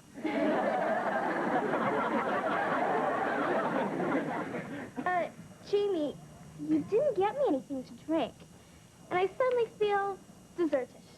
Oh, well, I'm afraid my wallet may be a little empty-ish. Well, that's okay. I'll pay for it.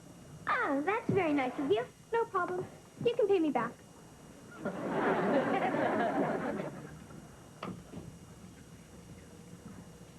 Hi. How you doing, kid? I can go to the bathroom now. Great, yeah. Well, before you do that, tell me something. You ever get high? Not since I fixed the television antenna on the roof. You're putting me on, huh? Putting you on, huh? I like you, kid. I like you. And I think I got something here you're gonna dig. You know what these babies are? What are those babies? Speed. Where you been, huh? Get real. Take these and you'll fly. I'm talking spaced out. You'll be able to moonwalk on the moon. Ow! So, why don't you try it, huh? You'll like it. Try it. I'll like it. So how much money you got on you? I don't got any money. Oh. Well, okay. That's cool. First batch is on me. A freebie. Next batch is going to cost you some cash. Where do I get some cash? Your father's got a wallet, right? Your mother's got a purse, right? Right. Right, so when they're not looking, you just reach in and grab some cash. Got it? Got it. Here. These will get you buzzing like a bee. Now put them in a safe place. If you want more, Next Tuesday after school. Put $20 in this flower pot. In that pot? Yeah, I'll take the money and leave the pills. Understand? Understand. Safe place. Pot. Cash. Right. Hey, and don't tell anybody. All right, I'll see you, kid. You can go to the bathroom now. First, I have to take a number.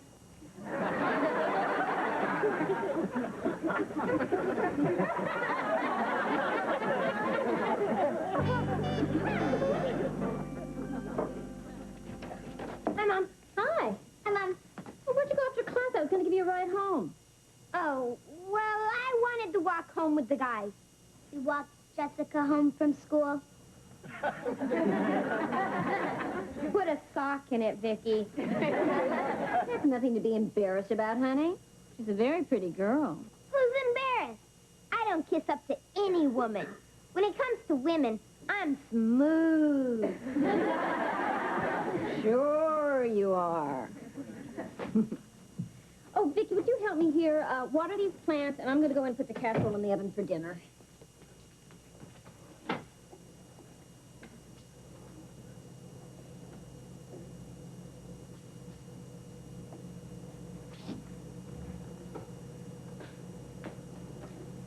Safe place.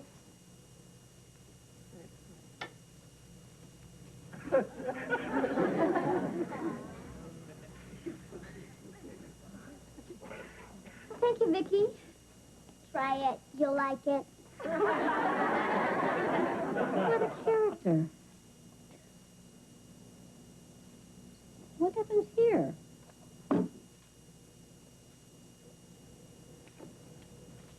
Oh, no. Drugs? Jamie's into drugs?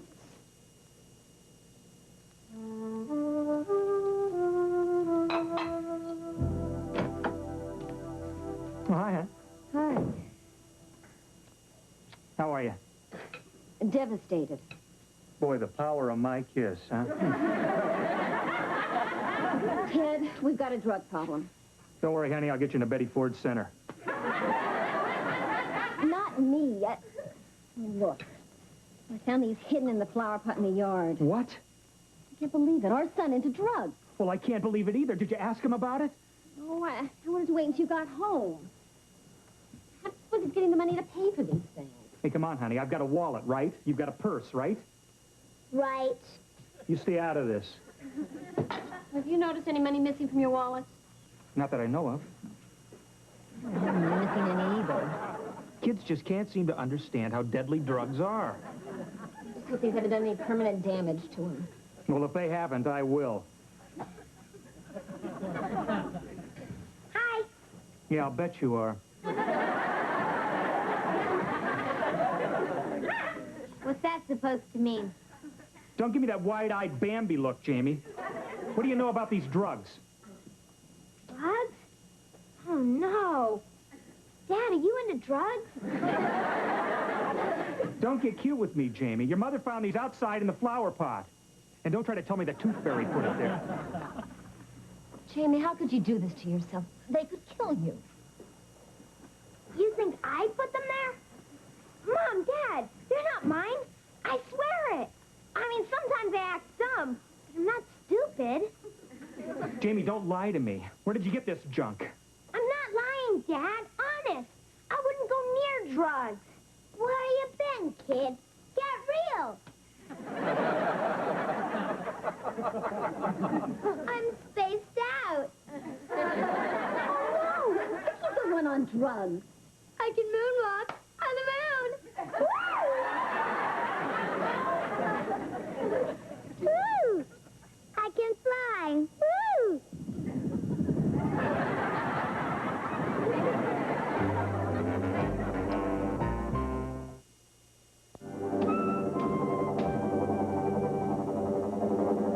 I'm spaced out. I'm flying. A robot on drugs. That's crazy. Vicky, stop that. Vicky, did you take any of these? No. Well, obviously she's mimicking someone. Where'd you get these, Vicky? I got those babies from the boy who came to the schoolyard. Well, did you see him? No, I wasn't there at the time. You left Vicky alone?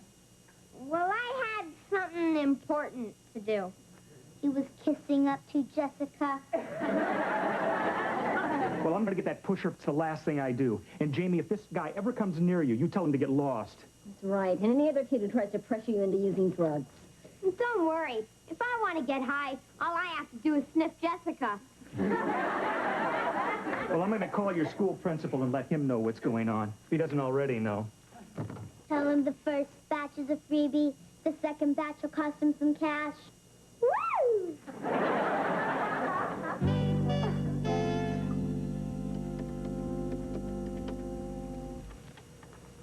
Hi, Jessica. It's Jamie, the man of your dreams.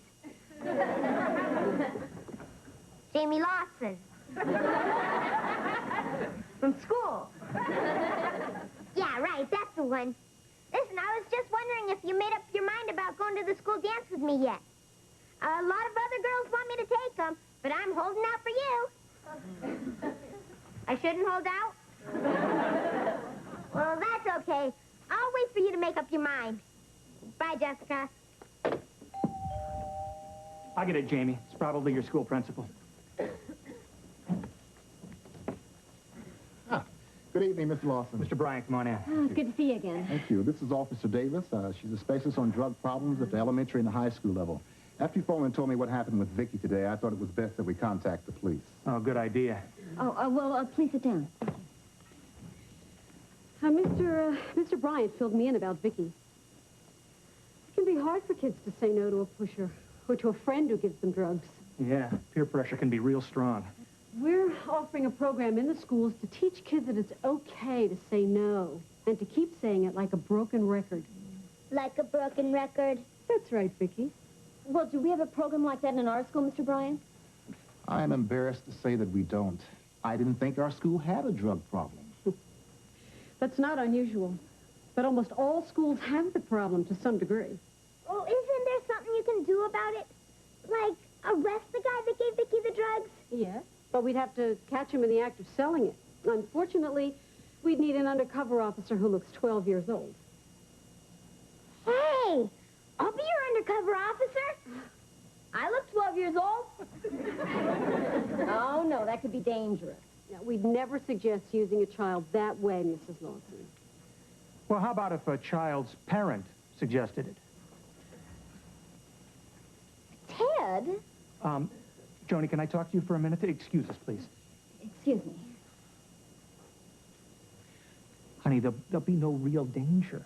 Vicky will be with him, and I can program her to protect him. Remember, she has the strength of 20 men. Well, I don't know. Honey, I think this is important enough to let him do it. I mean, if parents don't help with this problem, we may never lick this thing. You're absolutely right. Okay. Officer Davis, we want Jamie to do it. All right. But we want Vicky to go along also. All right. Well, that's fantastic. I can assure you we'll give the kids every protection. We'll have police all over the area. Folks, you'll be doing your school a great service. What exactly do you want them to do? Well, since Vicky knows the pusher, we'll use her to buy the drugs. And Jamie could act as a new customer she brought along. That way, he can also be a witness later in court. Well, how about some coffee while we work out the details? Oh, that'd be thank great. you. Thank you. Vicky, would you get it started, please? No. No? It's okay to say no. It's okay to say no. It's okay to say no. It's okay to say no. It's okay to say no. You got a great sense of humor. Say no. It's okay to say no.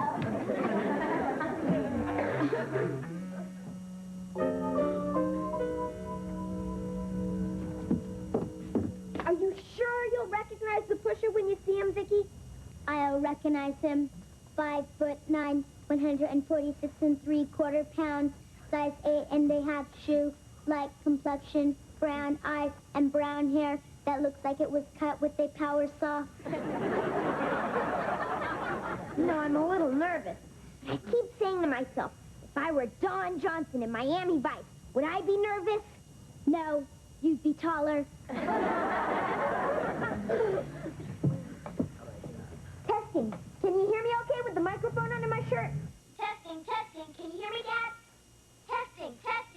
We hear you, Jamie. We're watching. You're going to be just fine. Can you hear us okay? Loud and clear. Jamie, speak up clearly so we'll be sure to hear everything. And you and Vicky are sure about what to say, right? Right. And after we buy the drugs, then the cops bust them, right? Right. You two are going to be big heroes, Jamie. Hi, Jamie. Oh, no. Jamie, get rid of your friend as quickly as possible. Okay. Jessica, what are you doing here? Well, I'm looking for my coat. But as long as you're here, I've been thinking about the dance. Jessica, I can't talk to you right now. Well, it'll only take a second. I just want to tell you... No, Jessica, please. You have to leave. But, Jamie, I just want to... Stop it, Jessica. Really, Jessica, you gotta go. Well, if that's where you want it, I was just going to tell you that I decided to go to the dance with you, but now you can just forget it. What? Take all your other women. Smooth. Man, I'm gonna be a hero who can't get a date.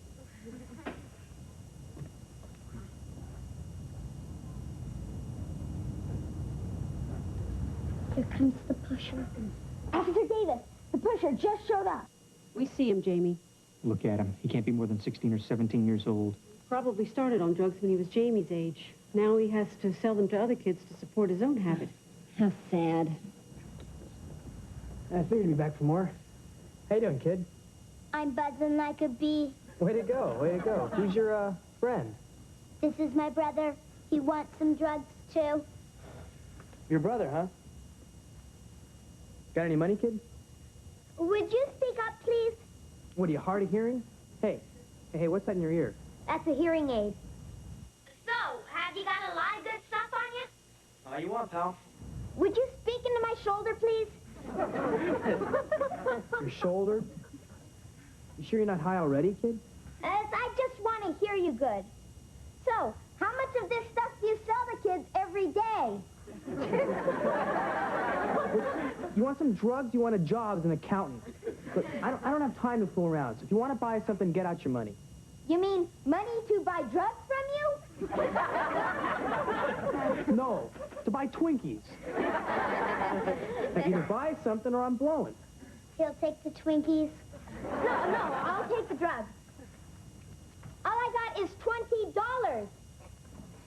That's okay, kid. See, this week we got a special introductory offer. How about you, kid? You ready for a refill? No. After we buy the drugs, then the cops bust you. What? After we buy the drugs, then the cops bust you. Let's get out there. All officers, move in. No. Hey, man, you two are plants. This is a setup. Stop him, Vicky! Hey, kid, get out of my way, or I'll... Hey, what are you doing? Hey, kid! What are you doing? Hey! Oh, no. I don't believe what I'm seeing. Boy, it's amazing what kids can do when the old adrenaline gets flowing, you know? Really amazing. Whoa. Hey, pal, from now on, that's as high as you're gonna get.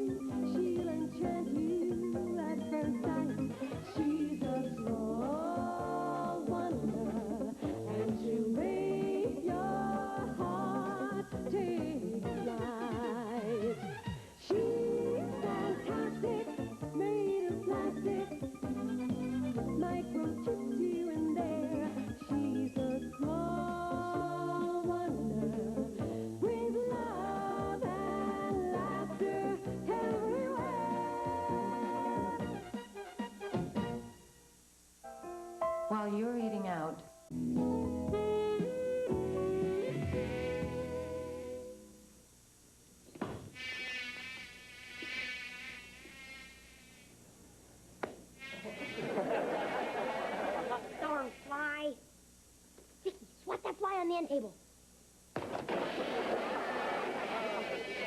Sorry, Mom.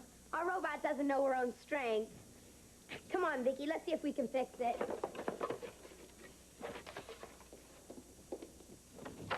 Honey, this is the most incredible day I have ever had. Well, what happened? Well, remember I told you my company was trying to land that big robotics contract with a Middle East country? Oh, and you landed it! Oh. Well, not exactly. But the ruler of the country, the sheikh, is coming to personally discuss the contract, and you know what? Oh, and you're gonna handle it. Well, or not exactly. Ted, get to the point. I'm wearing out my pucker. The point is, the sheikh is coming here, to our house. Here? Yeah. He wanted to visit a typical American home, and the company president picked ours. Oh, my gosh. I'm going to get the sofa cleaner and the rug shampooed. Forget it, honey. He'll be here in an hour. An hour? But, Ted, Honey, thanks for being so understanding. Well, not exactly.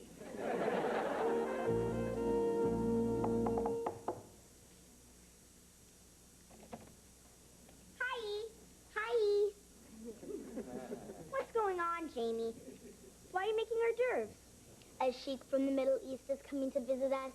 A sheik? Oh, that's Trey Sheik. I hear those camel jockeys are really rich. Sheiks give people their weight in diamonds. Where'd you hear that, Vicky? Lifestyles of the rich and famous. Maybe the sheik will be in the mood to weigh me. Or should I wait? In a few years, I'll have stuff that weighs more. Here. You could really do something that'd mean a lot to me. Anything for you, Sugar Lips. What? Don't slam the door on your way out.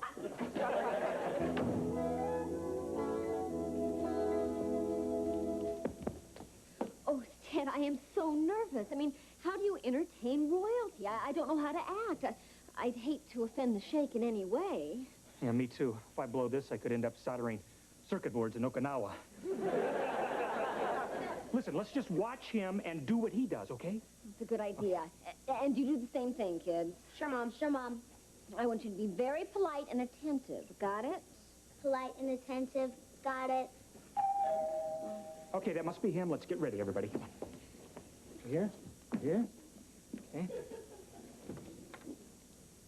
Mr. Lawson? Yes. I am Mustafa Ahad. Salam alaikum. Salam alaikum. Salam alaikum. Salam alaikum. Welcome to our humble home, Your Highness. Yes, it is very humble. However, I am not His Royal Highness. I am but his trusted advisor. Allow me to introduce His Royal Highness. Falcon of the 5 deserts, chieftain of the 10 tribes, monarch of the dunes, Sheikh Mohammed Al-Sakir Ibrahim Ahmed Hakir, most exalted ruler of Tabidi.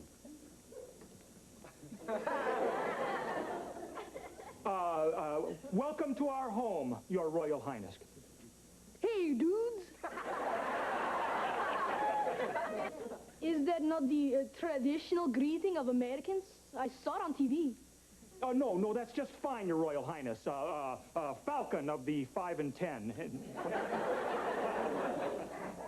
Falcon of the 5 deserts, chieftain of the 10 tribes, monarch of the dunes, Sheikh Mohammed Al-Sakir Ibrahim Ahmed Hakim, most exalted ruler of Tiberi. Hey, dude. You may address me as Sheikh. I would like now to introduce my wife, Wahad. Your wife? My other wife, Itme.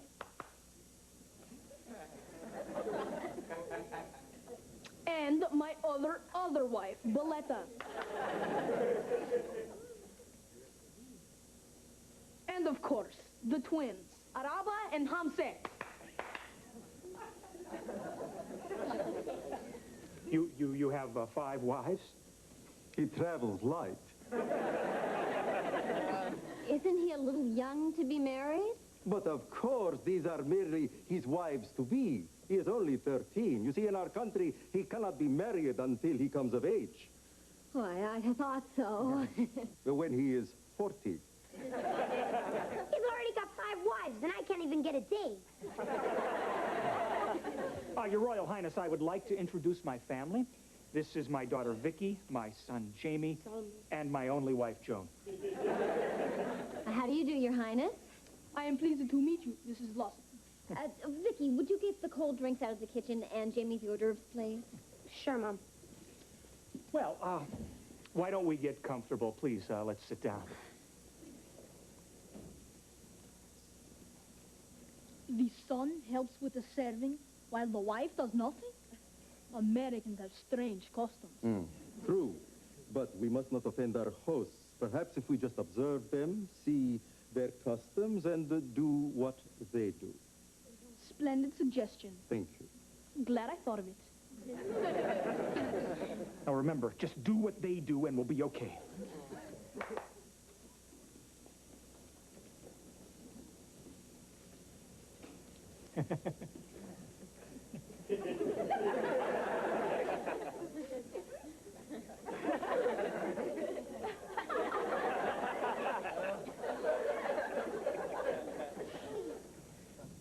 I should say, Mr. Lawson, that your eyes must always be lower than the shakes when you are sitting. Oh, certainly.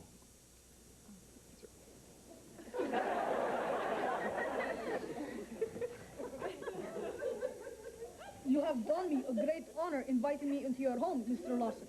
Oh, no. It's a great honor for us, Shay.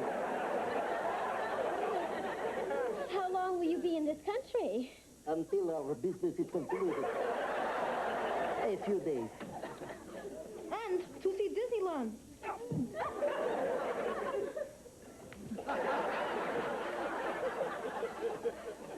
What's going on in here? A slumber party? Whatever happened to sitting on the furniture? Oh, you prefer to sit on the furniture. Excellent suggestion. Glad I thought of it. Dear? A cold drink, Your Royal Highness. Thank you. You're welcome. It's my pleasure to serve you. You are a very polite girl, Vicky. I am very polite and attentive. Have an hors d'oeuvre.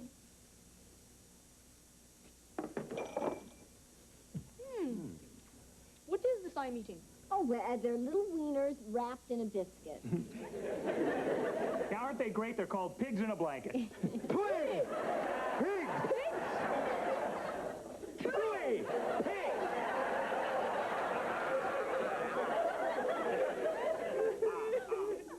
Mr. Lawson, I should explain that pigs in our country are considered unclean and we are forbidden to eat of them.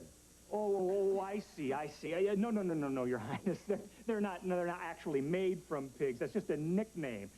They're all beef. And kosher. Well.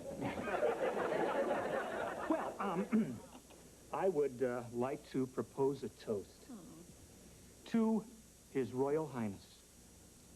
The camel jockey.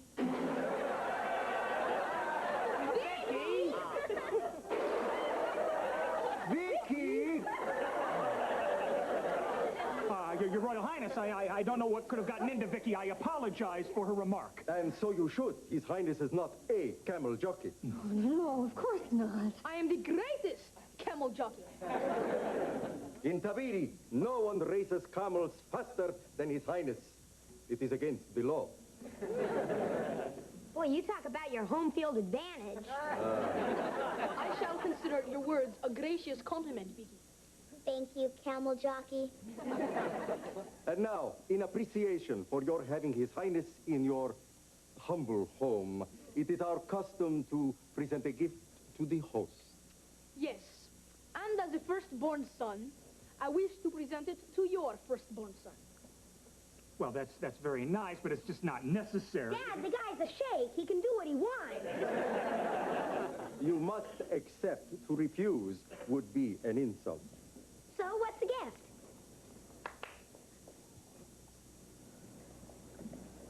She is your gift.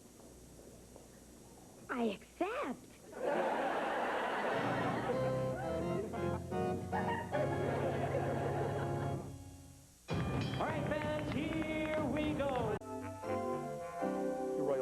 very generous of you, but we couldn't possibly accept one of your future wives as a gift for Jamie. Dad, I promise I'll never ask you for another thing. Forget it, Jamie. Mr. Lawson, as I have mentioned, to refuse a gift from His Royal Highness would be an unspeakable insult. Well, I understand that, but a wife for my 13-year-old son is just out of the question. But they are twins. I have a sped. Well, thanks, Your Highness, but we wouldn't want to break up a match set. In that case, I'm afraid any business dealings with your company are out of the question. Arabo, welcome to the family. Ted. Oh, thank you, Dad. I don't care if I ever get a dog. Well, now that that's settled, I'm sure His Royal Highness would like to see the rest of our home. Yes, I would like that. Well, Jamie, while I'm doing a little business with Mustafa, why don't you and Vicky show the sheikh around the house? Come, Your Highness, and we'll show you around the house. We'll start with the kitchen. I bet you've never seen what a microwave does to a ping pong ball. Excuse me, Mrs. Lawson. Mrs. Lawson, I like the sound of that.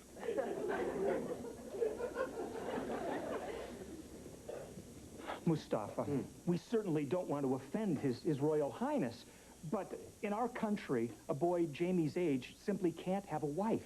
Isn't there anything that you can do? Mrs. Lawson, in our country, we have a saying, never pitch a tent when the desert wind blows sand across a camel's foot. Well, what does that mean? You got a big problem. Sheikh, I really want to thank you for my wife. Most of the gifts I get need batteries. I am sure you will find Araba suitable. Your every wish is her command. For example, say you have a small hunger, you desire sweet cake. Simply clap your hands and say, sweet cake. Here is your sweet cake, Sheikh. I threw in the milk, Sheikh. Why, thank you, Vicky. Your sister is exceptionally obedient. Obedient? That's her. She'd stand on her head for you. Well, let me show you the rest of the... Look! Amazing! Mustafa, there must be some way of solving our problem without jeopardizing any business with my company. Perhaps you could explain it to the sheikh that this is an exceptional case, and then he could take back his wife and give Jamie some other small token of his affection. Yeah. Perhaps His Highness could give Jamie an oil well. How does that sound? Very affectionate. And the bedrooms and stuff are this way, Sheikh. One moment. Mustafa. Yes. American women are quite different than I have been led to believe. And now considering taking one for a wife. Splendid, Your Highness. Don't you agree, Mrs. Lawson? Yes, of course. Well, I think it would be excellent for relations between your country and ours. I am pleased that you feel that way. Because, for my wife, I choose Vicky. Vicky? She is so obedient. Your Royal Highness, we're very flattered, but that's just not possible. Dad, the guy's a sheikh. He can do what he wants. Your Highness, you don't understand. I understand completely. You wish to throw a multi-million-dollar contract for your company. You'll be soldering circuit boards in Okinawa. You would not want to lose that contract, now would you, Mr. Lawson? No, certainly not. I will expect you tomorrow night at my hotel suite at 7. At that time, I will present my bride-to-be with a ring of engagement. Until tomorrow.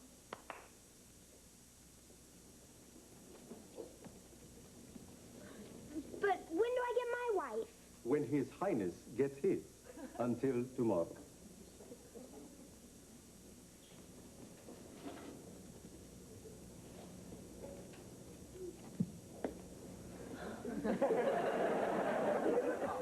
Nice going, Ted. You married off both of our kids in one night. Just relax, Joan. There is a way out of this. Who wants a way out? Now, the sheikh is impressed with Vicky because she's so obedient, right? Right. So So? So what if she's not so obedient? But what about my wife? Forget it. We'll get you that dog. That better be one great dog.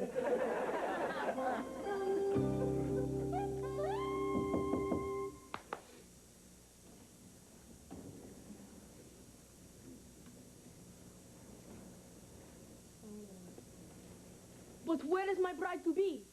Well, she's right here, Your Royal Highness. Vicky?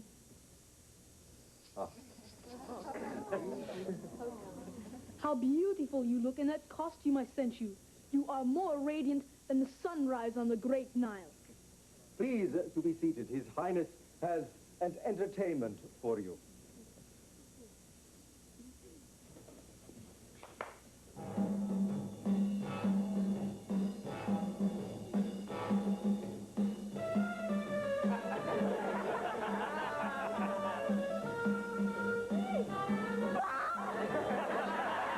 Forget it. They are delightful, yes? They have trained for this dance since they were mere babies. I can do that.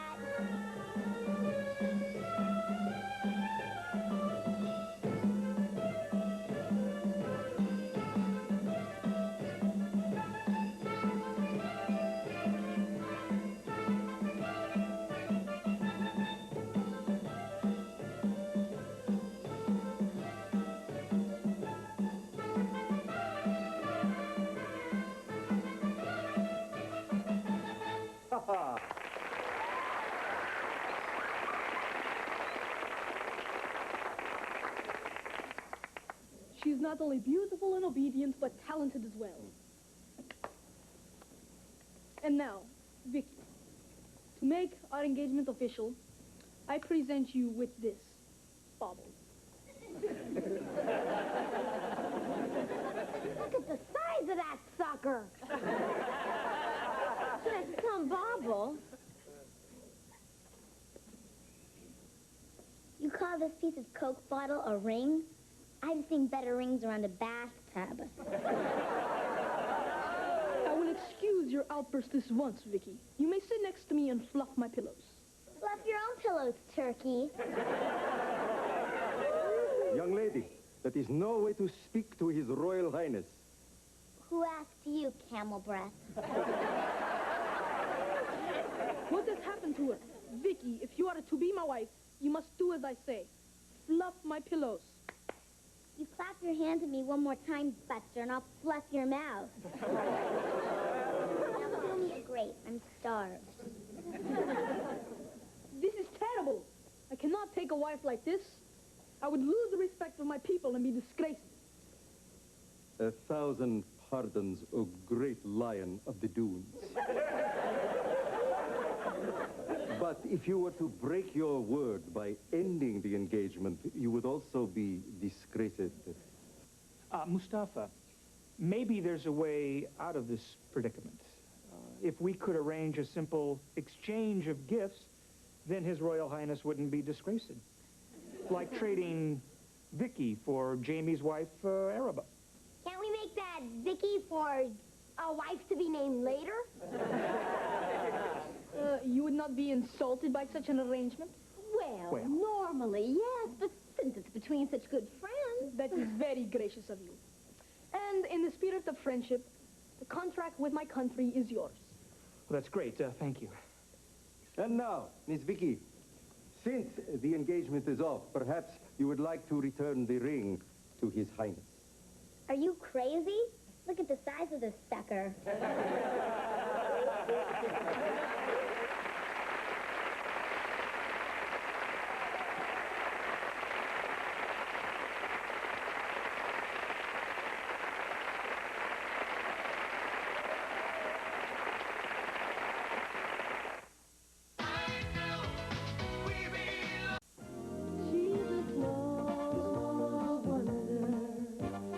Pretty and bright with soft curls. She's a small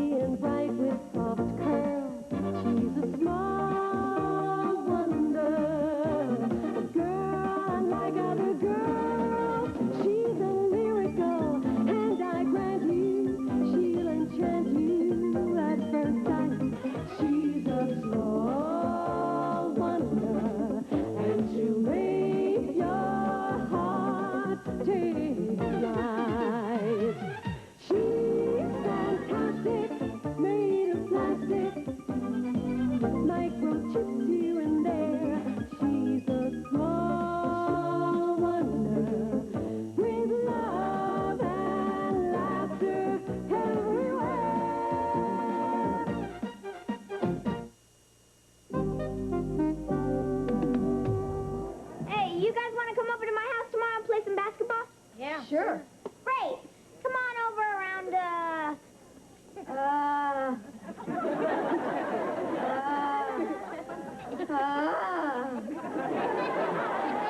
There's that new girl in school. I wonder if she's as nice as she looks. When they look that good, who cares? Well, if you're that interested, why don't you go and talk to her? Forget it. She's only been here 2 days. She's already shot down more guys than the Red Baron. Hi, my name is Karen Jennings. Hi. My name's, You're Jamie Lawson. Right. It was on the tip of my tongue. How'd you know my name? Oh, I know everything about you, Jamie. Ooh. I know you live around the corner from me. I know my dad's your dad's new boss at United Robotronics. And I also know that you're just my kind of guy. Whoa. Nice to go for some pizza after school, cutie? Yay. Okay. Good. I'll come by your house after school. See you later, handsome. Yow! I can't believe it. Out of every guy in school, she picked me. It's incredible. Boy, now I know what they mean when they say, love is blind. Yeah.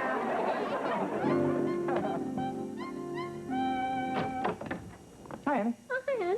How was your day? Oh, it's fine. I went shopping with Vicky. I see. Did you put a big dent in the credit card? Well, it was more of a fender bender. Oh, but it was worth it. Look at all the great things that I got for her. Vicky, would you come out here, please? You like? Oh, I like. She's adorable, honey. Yeah, you know, I decided to mix up her clothes more like a real little girl. Yeah. Vicky, would you gather up these boxes, please? So, how was your day, honey? Well, it was interesting. We got a new vice president. Oh, somebody in the office got a promotion? No, somebody in the president's family got a promotion. His son, Harold Jennings. Oh, figures. Have you met him yet? Only for a second. I was just another pretty face in the crowd. I got to figure out a way to get him to notice me. Well, you could always invite him over for dinner. Oh, honey, that's so obvious. I look like Brandon Brendel trying to suck up for a promotion. Oh, I see. And you prefer to suck up in your own way. Yeah. Hi. Aren't you just a little overdressed for pot roast? No, I'm having dinner out. I have a date. A date? Oh, with whom? A new girl in the neighborhood. The word fox comes racing to my lips. Sounds like the fox is going out with a wolf. The boxes are all picked up. Oh, thanks, Vicky. You can throw them away in the kitchen, please. Dad, can I have an advance of $10 on my allowance? You're already well advanced into the 21st century. Jamie, you should have thought about having enough money before you asked this girl out. Oh, I didn't ask her. She asked me. Well, then let her father come up with the $10. He sure could afford it. He's your new boss. My new boss? Harold Jennings' daughter? Yep, that's her, Karen Jennings. Here's $10, Jimmy. Well, Karen's gonna be here any second. I'm gonna go put on some cologne. Use mine. It's on top shelf. It's called Private Eye. One whip and she'll follow you anywhere. Kid, really? Joni, come on. I mean, what can it hurt, right? That must be Karen. Oh, Vicki, would you answer the door, please? Be charming and smile a lot. And you up. Hi, I'm Karen. Hi, I'm Vicki. I have to be charming and smile a lot. Hi, I'm Ted. I'm Jamie's dad, and this is Jamie's mom. Come on in. Hi. Hello. Nice to meet you. Hi, Karen. Hi, Jamie. I'm all ready. I like your cologne. One with, and you'll follow him anywhere. She's always making little jokes. Yeah. Well, you kids have a good time, huh? Have a good time. Have a great time. Have a wonderful time. Have the time of your young life. Go on.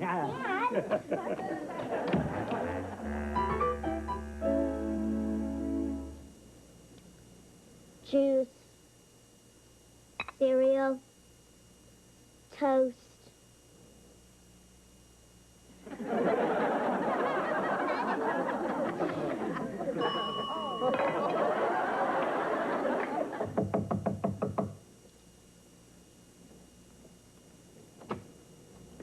Hi, Vicki.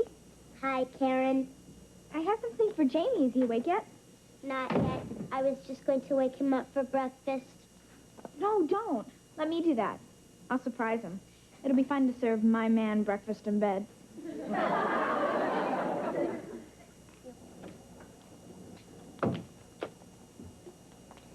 Time to wake up. I can get up whenever I want. It's Saturday. Time to get up.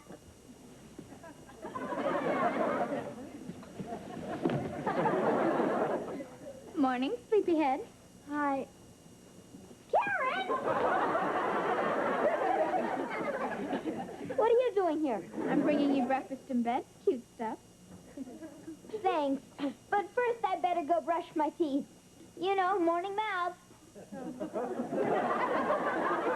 you mind turning around and covering your eyes? Sure. I like modesty in a man.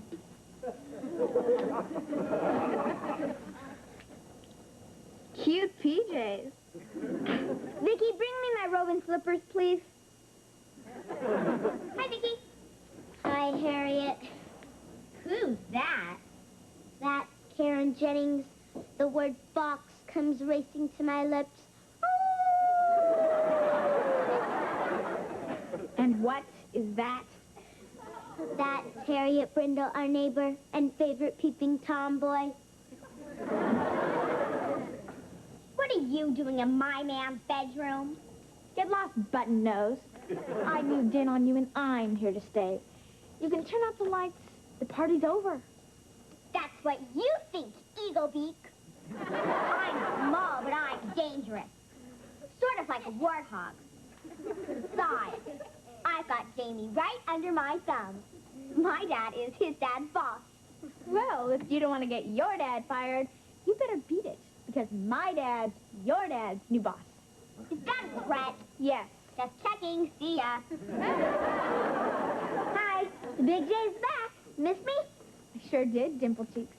I brought you something. Oh, a ring? Uh-huh. Does this mean we're going steady? No. It means we're engaged to be married. Married? I don't think we could live on my allowance. I mean when we're old enough. There isn't anybody else, is there? Nope. You're numero uno. You're the queen bee and I live for your sting. Good. Because if you ever do look at another woman ever in your life, you're dead meat, Buster.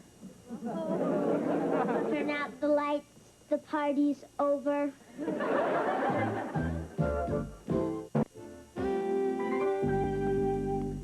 Hi. Reggie and the guys are coming over to play some basketball. See ya. Hold it. Back up the bus here. What about breakfast? Oh, I already ate. Karen gave me breakfast. Karen? She also gave him a ring.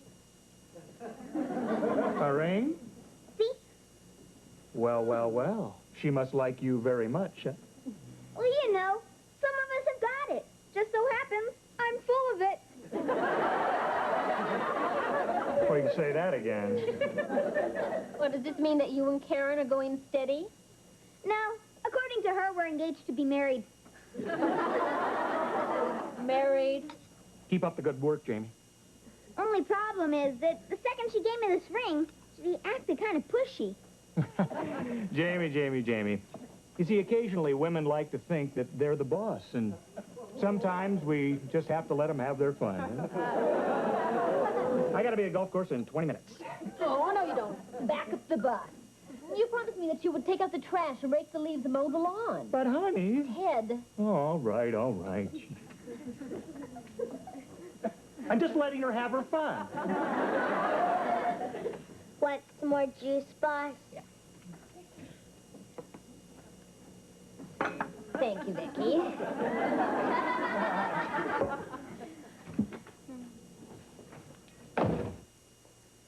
Hey, Jamie. Hey, Reg. Ready for a little 2-on-2? Are you kidding? Watch this. He's on your team. Hi, Jamie. Hi, guys. Hi. Not now, Harriet. We're playing basketball. That's okay. I'll just be our cheerleader. Jamie, he's divine. He can slam dunk me anytime.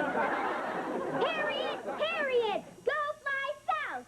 Take your rascals and your mouth.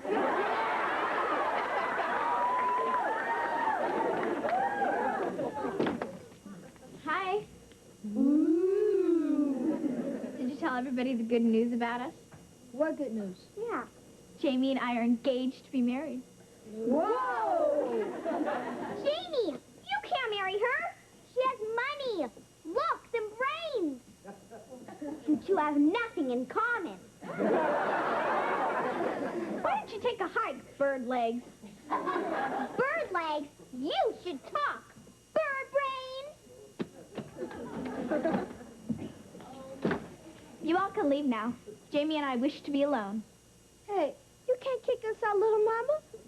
We came over here to play basketball, and we're not leaving unless Jamie tells us to leave. Right, Jamie? Right. You can leave now. Go ahead, guys.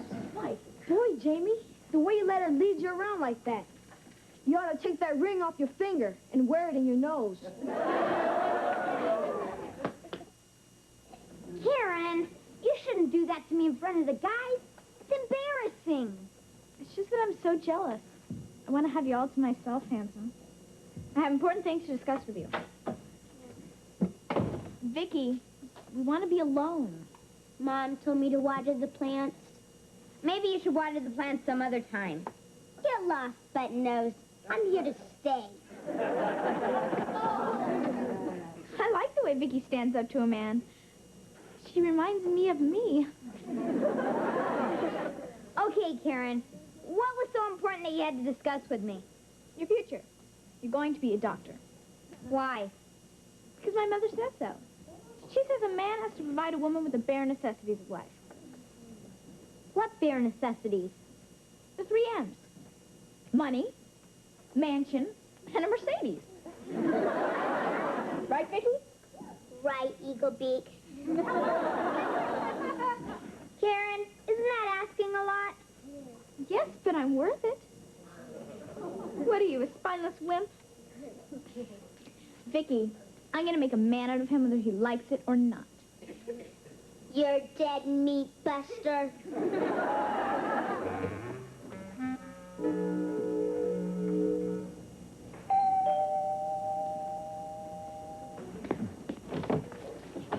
Morning, Lawson. Mr. Jennings, what a surprise. Please come in. Joan, I'd like you to meet Mr. Jennings, my new boss at the office. This is my wife, Joan. Well, it's nice to meet you, Mr. Jennings. Oh, Harold. And this is my wife, Cynthia. Mrs. Jennings. And who's this handsome young guy here? Introduce yourself to your father's employee. Hi, I'm my son, Chip. Hi, Chip. How you doing? We just dropped by to Pick up Karen. Oh, she's in the backyard with Jamie and Vicky. Who's Vicky? Oh, well, she's our daughter. As a matter of fact, she's just about your age. Why don't you go out there and introduce yourself to her? It's right that way through the kitchen. You're welcome.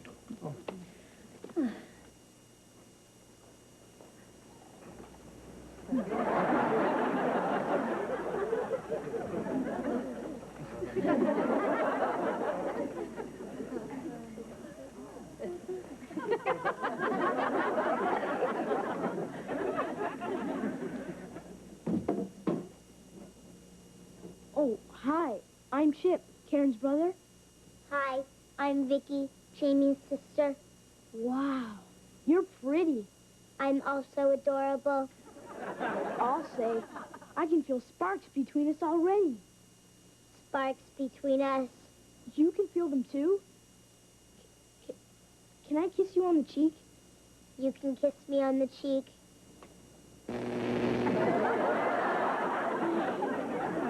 I think I've met the woman of my dreams. Hey, we were made for each other. Well, I guess we'll be seeing a lot more of each other now that we're going to be in-laws. In-laws? Oh, yeah, Jamie showed us the ring. That's really... Oh, it's so cute. I mean, they're talking like they're really engaged. Well, the ring even looks real. It is. It's mine. We really must sit down one evening and talk about the wedding plans.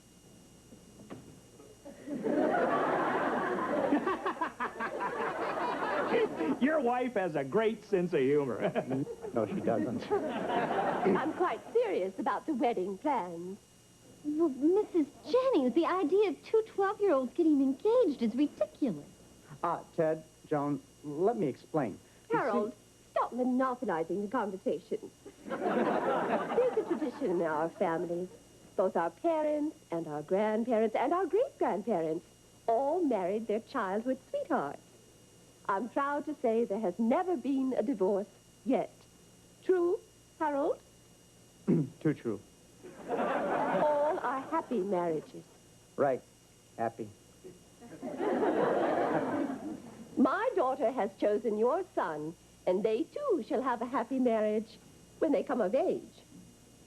And you share her views, Harold? Well, in my opinion, Harold, dear, when I want your opinion, I'll give you one.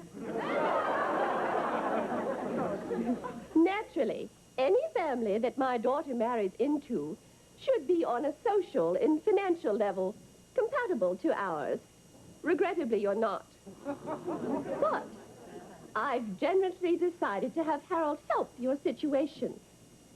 To raise us up from the slums, as it were. There's a vice presidency in your future, Mr. Lawson. Now that that's out of the way, congratulations. You've married into a wonderfully warm and beloved family. Well, there are just a couple of little things that I'd like to say here. Oh, more than a couple. Hello, Mother. Hi, Father. Hi, darling. And this must be my future son-in-law. Ted, you were about to say something? I certainly was. About this marriage business. Mom, Dad, this is Jamie's sister Vicky. She's really neat. Can I marry her? We were made for each other. Of course you can marry her, Chip. You can have anything you want. You hear that, Vicky? We're gonna get married. You have to give me the 3 M's. Money, mansion, and a Mercedes. Huh? What are you, a spineless wimp? I'm gonna make a man out of you whether you like it or not. I like that girl. Harold, let's make it a double wedding. Mrs. Jennings, by the time that they're old enough to get married, the only thing that's going to be double is your chin. You see, there's a tradition in this family, too. It's called marrying the one you love. And only when you're mature enough to know something about life. This is all nonsense. There will be no engagements and no weddings. All right. Well, if that's your attitude, you can just kiss your vice presidency goodbye. Come, children. Come, Harold. Great. Now we gotta start all over again with another spineless wimp. Mr. Jennings, listen, I'm really sorry. I didn't mean to talk to your wife like that. Don't be sorry. I mean, I loved it. What? That was the first time anybody ever stood up to Cynthia in her life. Including me. You're an inspiration. Harold, get out here this instant. Cynthia, go suck an egg. Boy, that smells good.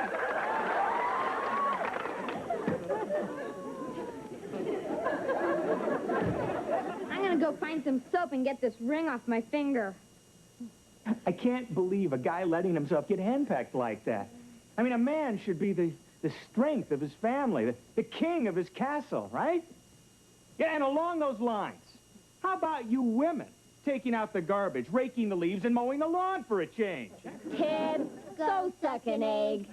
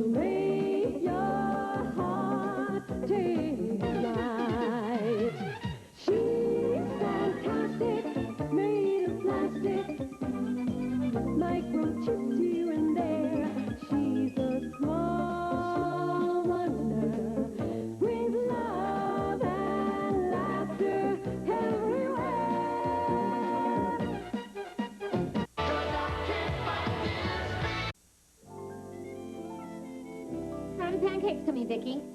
Some of them are done. Oh, good. Would you put them on the plate, please? On that plate.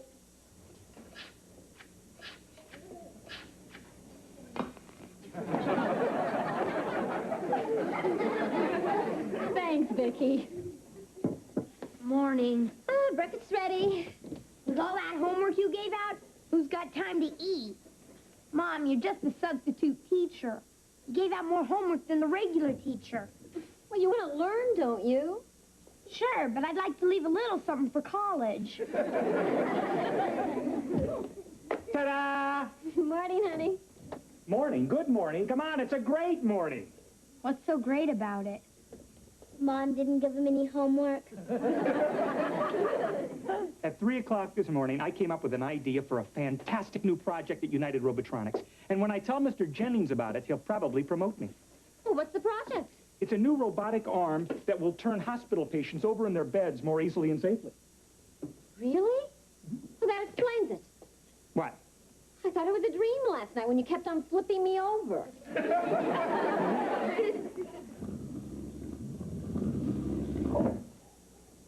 What was that? That was me. I've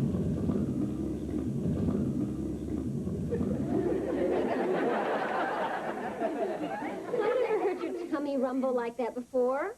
Joni, robots don't have a tummy. She has a titanium polynucleotide processor that turns food into energy.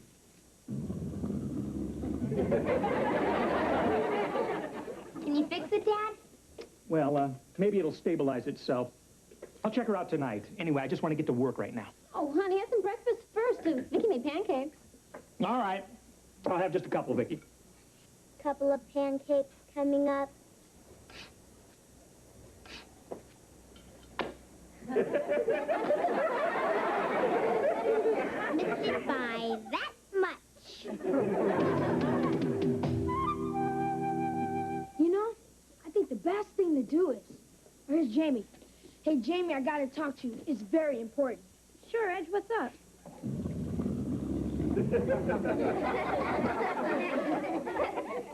What was that? That was me. Vicky took too many of those time-release vitamins, and they all went off at once. So what's so important? Well, we've got to do something about your mom. The homework's killing us. Yeah, me too. You know, she's turning into a real battle axe. I tried to talk to her about it last night. Yeah? What'd she say? The key words were fail, grounded, and no allowance. Well, maybe if I talk to her. Tell her that we're madder than heck and we're not going to take it anymore. Well, we're behind you all the way. Right, Vicky? That's a yes. Good morning, class. Good morning. Before we get started, I want to remind everybody that we've got a big test coming up on Friday. And I want you to... Reggie, do you have something that you'd like to share with the class? Yes, Reggie. You tell her, Jamie. Yes, Jamie? You tell her, Vicky. Yes, Vicky? You're a real battle axe. What? We're madder than heck, and we're not going to take it anymore. Yeah! Well, what are you all so mad about? The key word is homework. Yeah. Oh, I take it that you feel that I give you too much homework. Is that it? Yeah. But you all want to do well in school, right? Right. And you want to get good grades on your tests, right? Right. So you understand why I have to give you so much homework, right? Wrong! Well, I'm sorry, but that's the way that it's got to be. Yes, Reggie? But why, Miss Lawson? School's supposed to be fun, not just work. If one of us was the teacher, it'd be a lot different. Oh, and I suppose that all of you agree with that?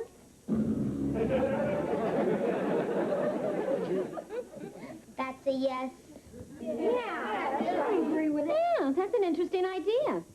Tell you what, how would one of you like to be the teacher for the rest of the week? Yes, Reggie? Say what? No, I mean it. Let's try a little experiment here. You can elect one of the students to teach the class, and we'll see what turns out. Okay. I've got some forms that I've got to drop off at the attendance office, and I'll do it now. And you can decide who your new teacher is going to be. Think I've died and gone to heaven. Fellow classmates, I think we should choose a person for our new teacher who knows how to party and is a real goof-off. I agree. Who's that? You.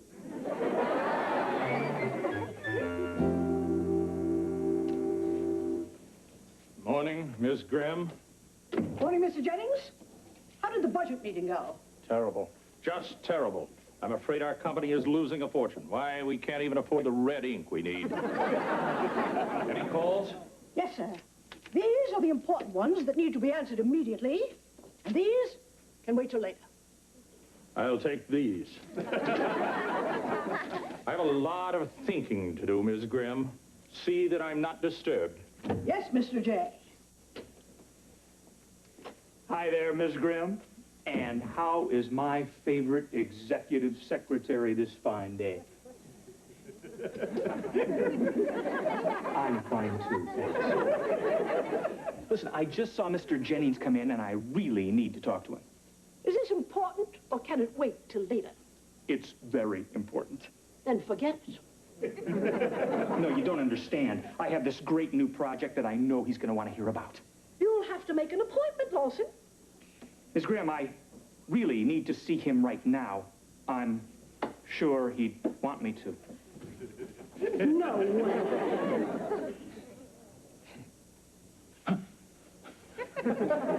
Really, Lawson? You think you can fool me with a simple head fake? Ms. Graham, I'm going in there. Over your dead body. What?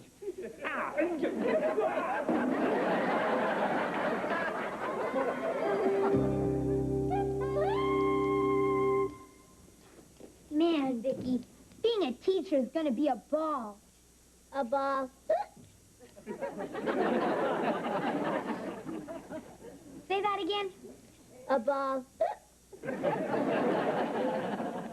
Great.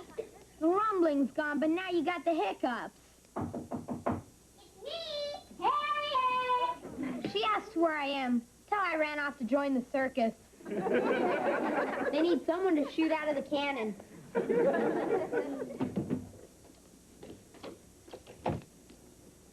Hi, Vicky. Hi. I heard that Jamie is going to be the teacher in his class, so I brought him an apple. You know, apple polisher. Isn't that cute? Cute. Boy, you've got a bad case of the hiccups. But I know how to get rid of them. Now take a deep breath. Hold it. Hold it. Now blow it out real hard.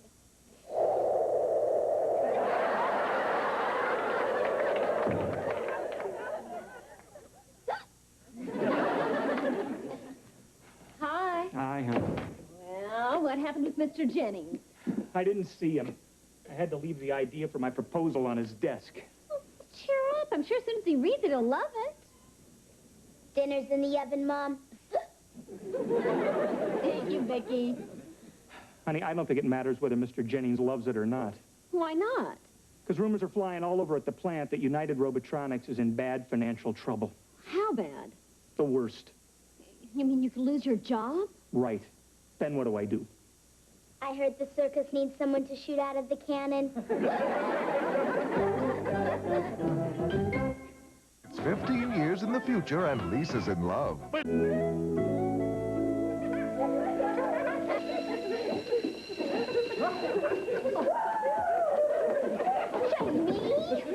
Look at the way that your class is behaving. Oh, yeah. Great idea you had making me teacher. Why don't you quiet down your class so you can teach, teacher? Oh, okay. Vicky?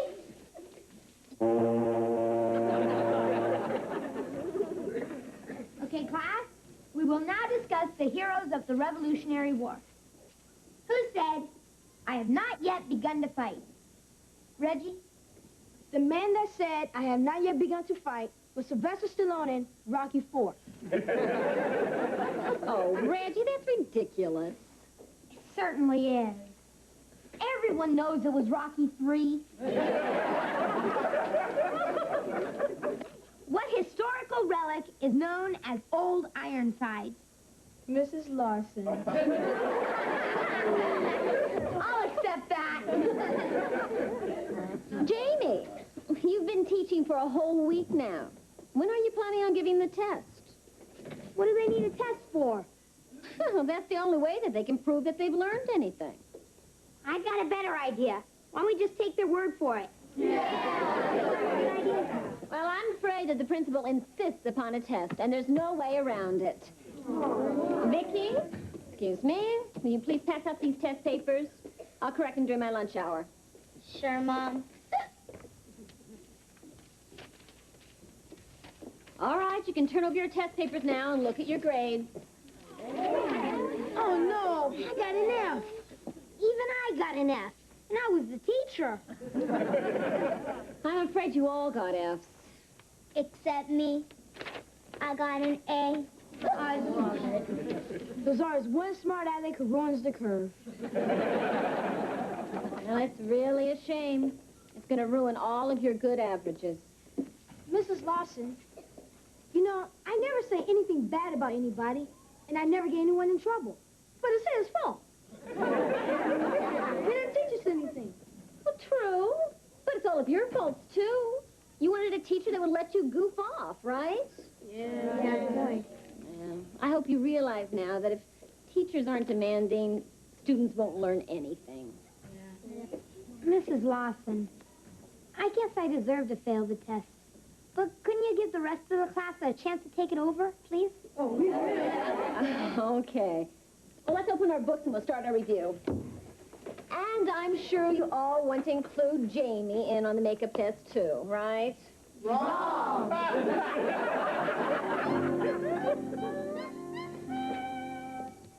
Well, hi, honey. Oh, hi, hon. How was work? Did you get a chance to talk to Mr. Jennings about your company's financial trouble? Yeah, I talked to him. Oh, that's good. No, that's bad. What did he say? He said he wouldn't talk to me. Oh, that's bad. No, that's good. I got through another day without being fired. Oh, that's good. No, that's bad. Mr. Jennings said he's coming over here after work to talk to me. Obviously, he wants to fire me without embarrassing me in front of all the other employees, just in front of my family. Is that good? Hi, Dad. Hi, Dad. Dad, Vicky's hiccups are driving me crazy. Crazy. Isn't there something you can do? All right, I'll have another look at her. Turn around, Vicky. It's got to be something in her vocal tract synthesis. Maybe fluctuations in the RPG, I don't know.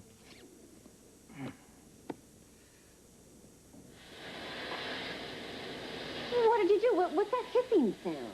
She sounds like she sprung a leak. Nitrous oxide. See, her polynucleotide processor produces nitrogen as a byproduct of what she eats. And that combined with her oxygen intake produces nitrous oxide. Say what? Well, what happens if you breathe it? Is it dangerous? You might laugh yourself to death. What? It's what dentists use. It's commonly called laughing gas. Oh. Well, that seems to be the last of it. Will she do it again? Well, not if we don't feed her. So until I can fix her properly, nobody in the family give her anything to eat. I mean, even one little bite could start this up again. So nobody bite me? It must be Mr. Jennings. I'll get it. Okay. Well, hello, Joan. Oh, Mr. Jennings, how nice to see you. Oh, please, come on in. Thank you. It's so nice to have you in our home again, Mr. Jennings. You remember our children, Jamie and Vicky? Children? Grown up. Mr. Jennings, would you care for something to eat or drink? A cold drink would be very nice. Thank you, Joan. Jamie, some cold drinks, please. Sure. Vicky, some cold drinks, please. Sure. Ted, some cold drinks, please. Just go, Vicky. Mr. Jennings, won't you please sit down here? Thank you.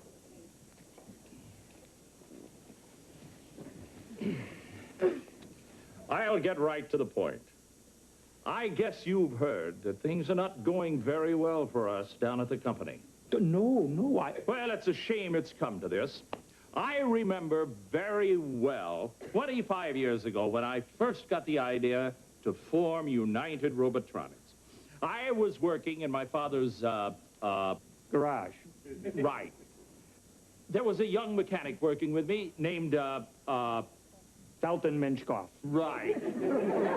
Say, have I told you this before? No, it's a lucky guess.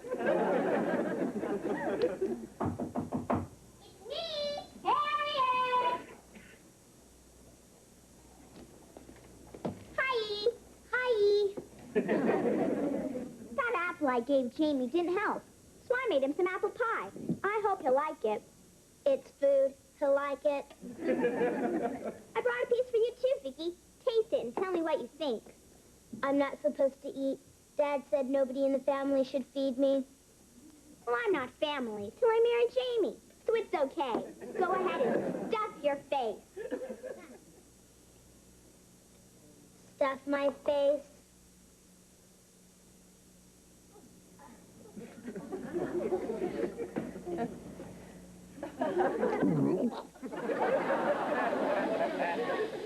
What's that hissing noise? I sprung a leak.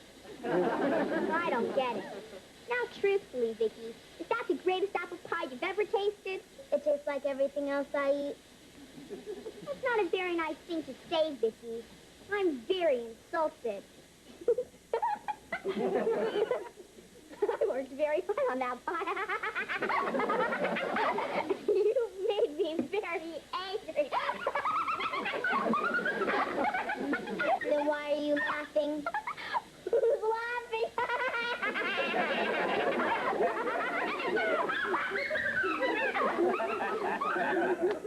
Then I made my big decision. I borrowed some money. I remember very well it was, $10,000, and you started United Robotronics. And the rest is history.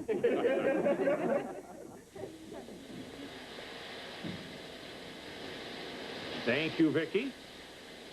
Say, did you hear a hissing sound? Hissing? Oh, yeah, yeah. You see, we're having a little problem with our...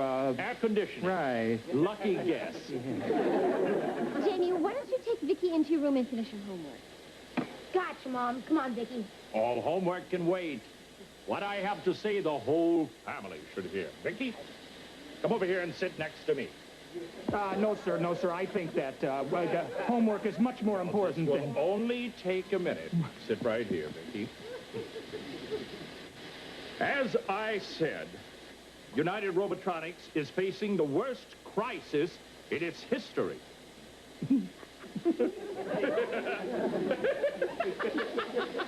Yes, sir, I know, and that's terrible.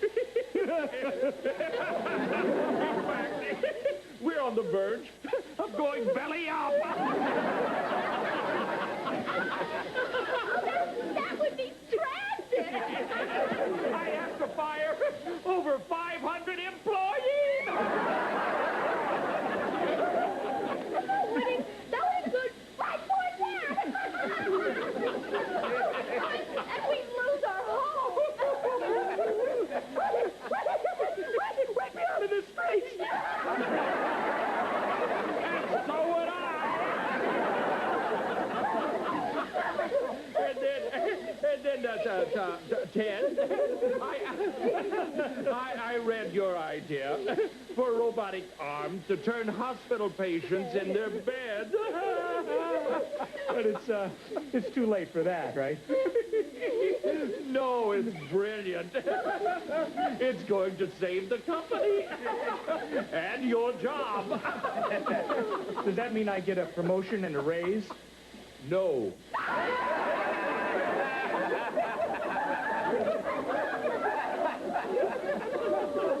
don't get it.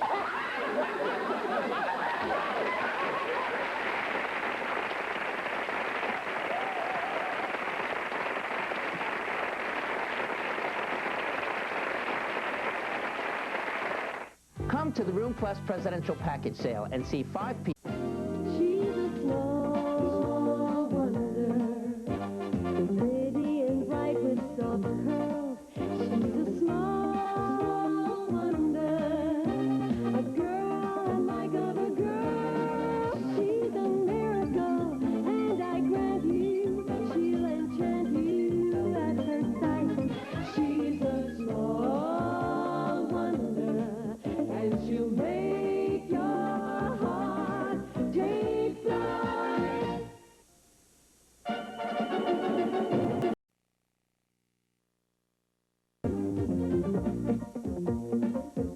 She's a small wonder, pretty and bright with soft curls. She's a small wonder, a girl unlike other girls. She's a miracle, and I grant you, she'll enchant you at first sight. She's a small wonder, and she'll make your heart take flight. She's fantastic, made of plastic, microchips here and there. She's a small wonder, with love and laughter everywhere. That's how much I feel.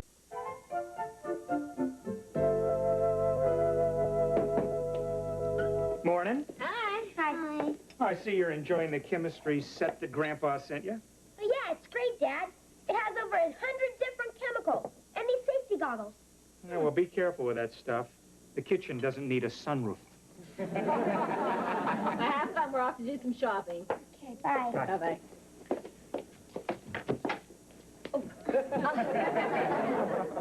Hi, Eve. It's just me, looking for love in all the wrong places. I think it's over there, Harriet. Hi, handsome. What are you making? Some exotic new perfume for me? No, Harriet. It's freckle remover. You better stand back. If you get any on you, you might disappear. What What are you doing, Vicky? I'm mixing some yellow gunk and some blue gunk and 11 other kinds of gunk. What does that make? Green gunk. Oh, no. Vicky, get me an old towel from under the sink.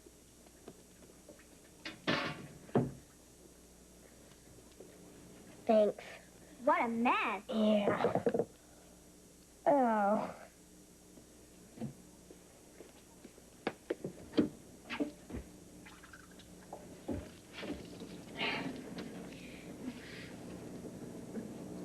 Wow. Look at that. How did it get so clean? I don't know. I just put water on it. And that stuff you wiped up, I wonder if it cleans other things that well. Hey, yeah. Like clothes and stuff. I bet we could make a lot of money selling it. Hey, yeah, like a super laundry detergent. Right, Vicky? Right. No more ring around the collar, ring around the collar. You think you can make some more of it, Vicky? Yes, if I have more chemicals. Great.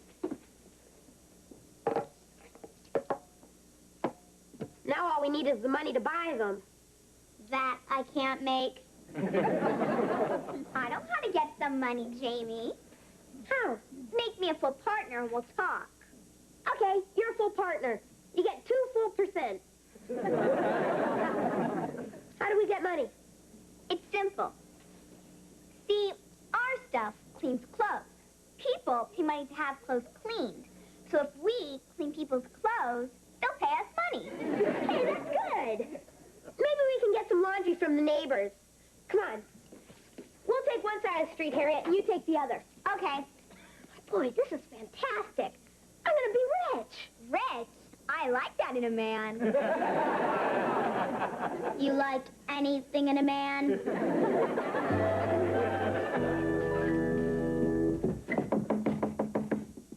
Okay, you know what to do if they say no, Vicky.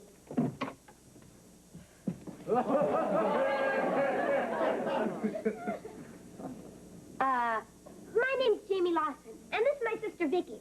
We live down the street. Charm. Listen, kids, what do you want? I've got a knockwurst in the micro, and they explode. We're here to introduce Lawson's Laundry Service. I've already got a laundry service. My wife. What's the matter? Oh, she just gets this way when she hasn't eaten for a few days. A few days? I'll be all right. I smelled his knockwurst. That's why we're trying to earn some money. Things have been a little rough since Dad lost his job and went broke. Tough.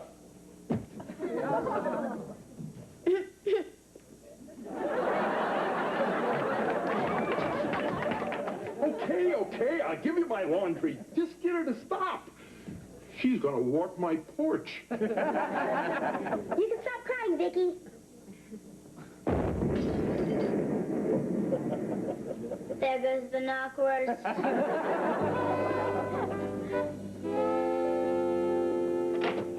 Hi. Hi. There, guy. Well, well, well, what do we have here? Don't tell me you're doing the laundry.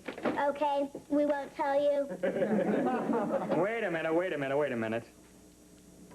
These aren't mine. They're awfully cute, but they're not mine. Where'd they come from? We're also doing the neighbor's laundry. The neighbor's laundry? We want to earn some money. Well, wait a minute. You mean they gave you their laundry just like that? After we told them you're broke and starving. What? The refrigerator's full of food they gave us. Oh, Ted, how humiliating. All right, Jamie, you better have a great explanation for this. I'll get it. Joni, Teddy, I couldn't believe it when I heard the gossip, but I see it's true. You're broke and taking in laundry. This is terrible. Brandon, we're not taking in laundry. I see. The neighbors all donated these clothes. They just donated the food. Don't you worry about a thing. When you're a bum in the gutter, we'll always be there to look down on you. Not like you think, Dad. We're just taking in laundry for our new business. I own 2% of it. What new business? Vicky invented a laundry detergent with my chemistry set. You should see the way it cleans clothes. Kids. Big companies spend millions of dollars to develop this stuff. What makes you think you can do any better? I'll show you, Mr. Brindle. And with your own shirt. It'll make your shirt like new, Daddy. It is new. And it isn't dirty. It is now. Vicky! She ruined my shirt. Vicky, remind me to raise your allowance. It's okay, Mr. Brindle. Just give it to me. All right. This had better work. I like teddy bears, okay? Is that all right with you? Okay, now everybody watch. I simply take the shirt, dip it in the detergent, swoosh it around like this, and that's all there is to it. See, it's sparkling clean. It's incredible. Unbelievable. Wow. We might have something really valuable here, Lawson, old buddy. What do you mean we, Kemosabe? Well, Harriet has 2%. I naturally assumed you were... Don't assume. Vicky invented the detergent, and it belongs to us. That's right. And we're going to call it Lawson's Super Cleaner. We're going to sell it to a big soap company, and we're going to be rich. And I'm going to be 2% of rich. Hey, what about me? Don't worry. When you're a bum in the gutter, we'll always be there to look down on you.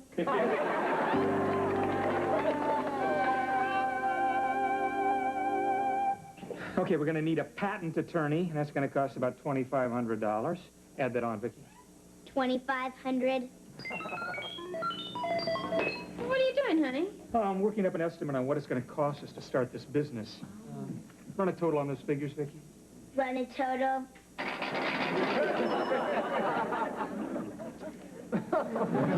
What? It's going to cost us this much? How can we afford it? We can't. I mean, can you believe it? We're sitting on a gold mine. We can't afford a shovel. You know, Jamie, this is just like being married, only better. The husband's helping with the laundry.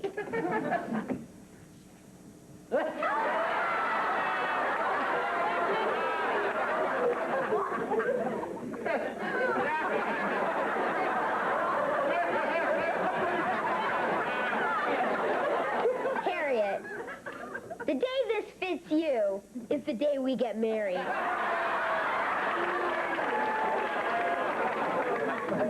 You never know. Even Dolly Parton had to start somewhere. Mom said to set the table for dinner. After Dad sells your detergent to the soap companies, we'll be having caviar every night. And we'll be so rich, I won't have to eat it. We're not going to be rich. Dad says we don't have enough money to start the business. What? Hey, wait a minute. What about your dad? You think he'll invest some money in it? Well, I'll mention it to him, but don't count on it. The last time he parted with $1 was at knife point, and my mother was holding the knife.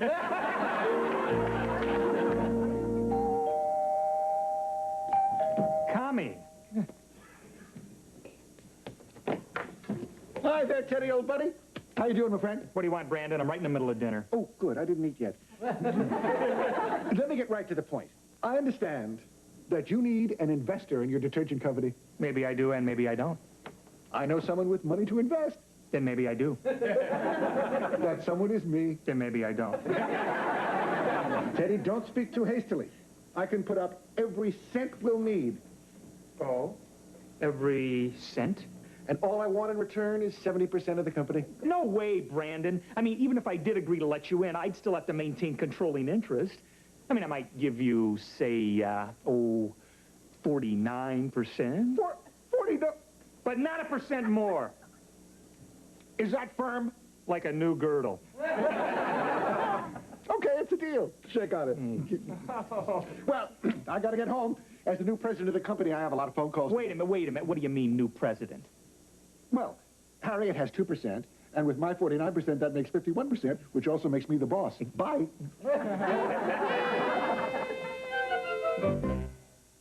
Wednesday. A ding.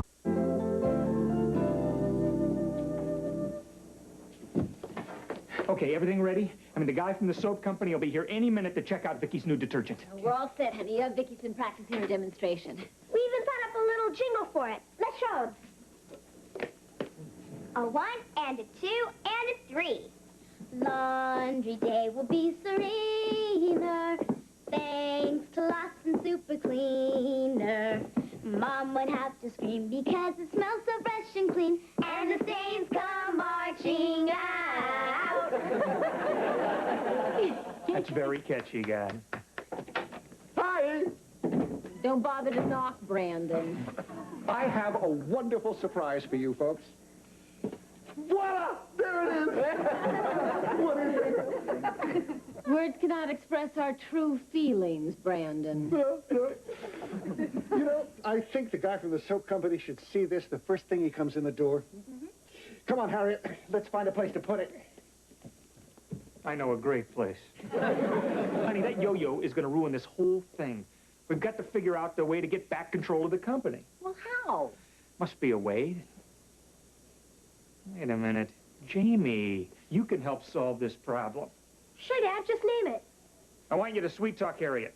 Name something else. Come on, Jamie, this is really important. We need to get Harriet's 2% back so I'll have control of the company again. Dad, using your own son to make money? What are kids for? All right. I won't use my own son. Vicky, come here. Oh, I don't want any part of it either. Come on, Jamie. What are you two, the moral minority? Listen, Vicky, I want you to talk to Harriet for me. I want you to make a deal with her, bargain with her. Bargain. Yeah, you know, like I did with that salesman when I bought the new car, remember? I remember. Good. He stuck it to you. Yeah. Listen, tell Harriet she can have anything she wants for that 2%. Got it? Got it. Good. Harriet, could you come in here? Vicky would like to talk to you. What do you want, Vicky? Little lady, have I got a deal for you? Yeah, I love deals. What kind? How would you like a clean little Buick with low mileage? Buick? I'm too young to drive. Then how about this chair? Are you too young to sit? Vicky, what are you talking about?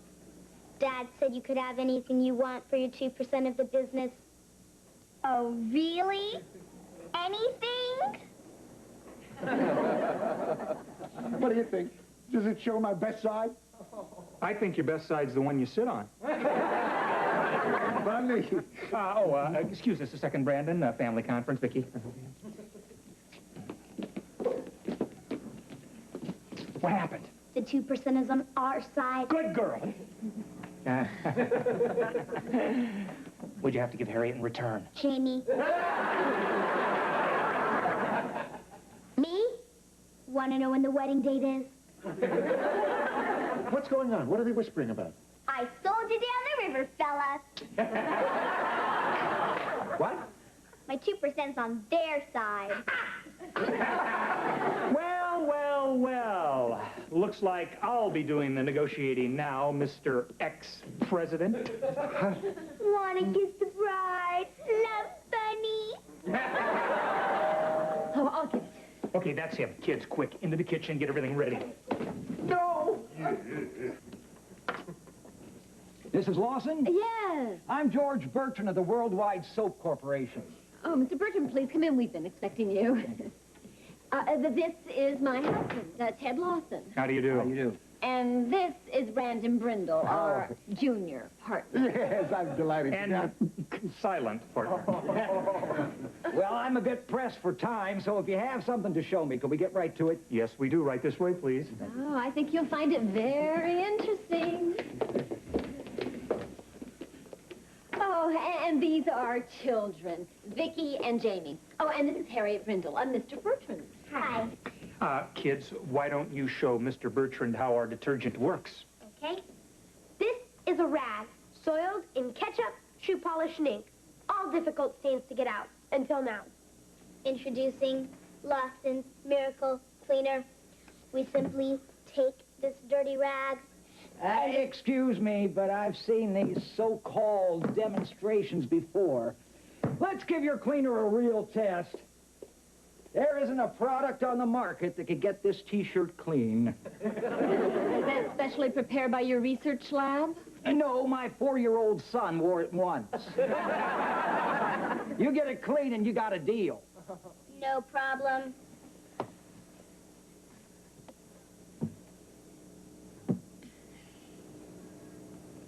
Voila, it's clean. That's fantastic. Incredible. Well, I'm not one to beat around the bush. Mr. Lawson, I'm authorized to offer you $500,000 for the formula if you'll just sign here. 500,000. No, that's not enough. Playing hardball, huh? Well, how about 750,000? You take it. No, that's still not enough.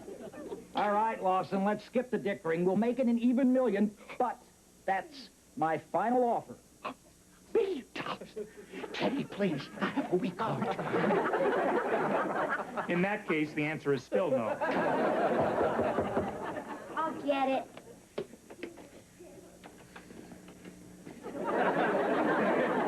Oh, hi, Mr. Johnson. I gotta talk to you about my laundry, kid. Sure.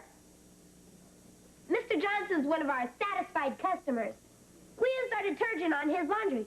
Oh, really? How did it come out? Like this. Oh, no. What do you gotta say about it? Casual yet elegant. What's going on here, Lawson? 24 hours after they did my laundry, it fell apart. What are you gonna do about it, Lawson? Hey, I can't be responsible for a couple of cheap garments falling apart. I mean, come on, we washed our clothes and that stuff, and we don't have any problems, right, gang? I washed a sweater in it. I spot cleaned my jacket. Look, it's as good as new.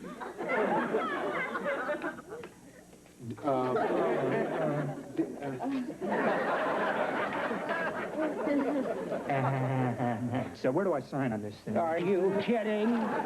I wouldn't let you sign my get well card. Forget it. In that case, how would you like a clean little Buick with low mileage? $1 million down the drain. Well, it just shows what happens when you get greedy. We were all in such a hurry to get rich that we didn't even bother to find out if the detergent was any good. Who's responsible for this? He is. Tell you what, Jim. Why don't the three of us step outside and discuss this like adults? You know, have a meeting of the minds. Well, all right, that sounds fair, right? I agree. Like adults. I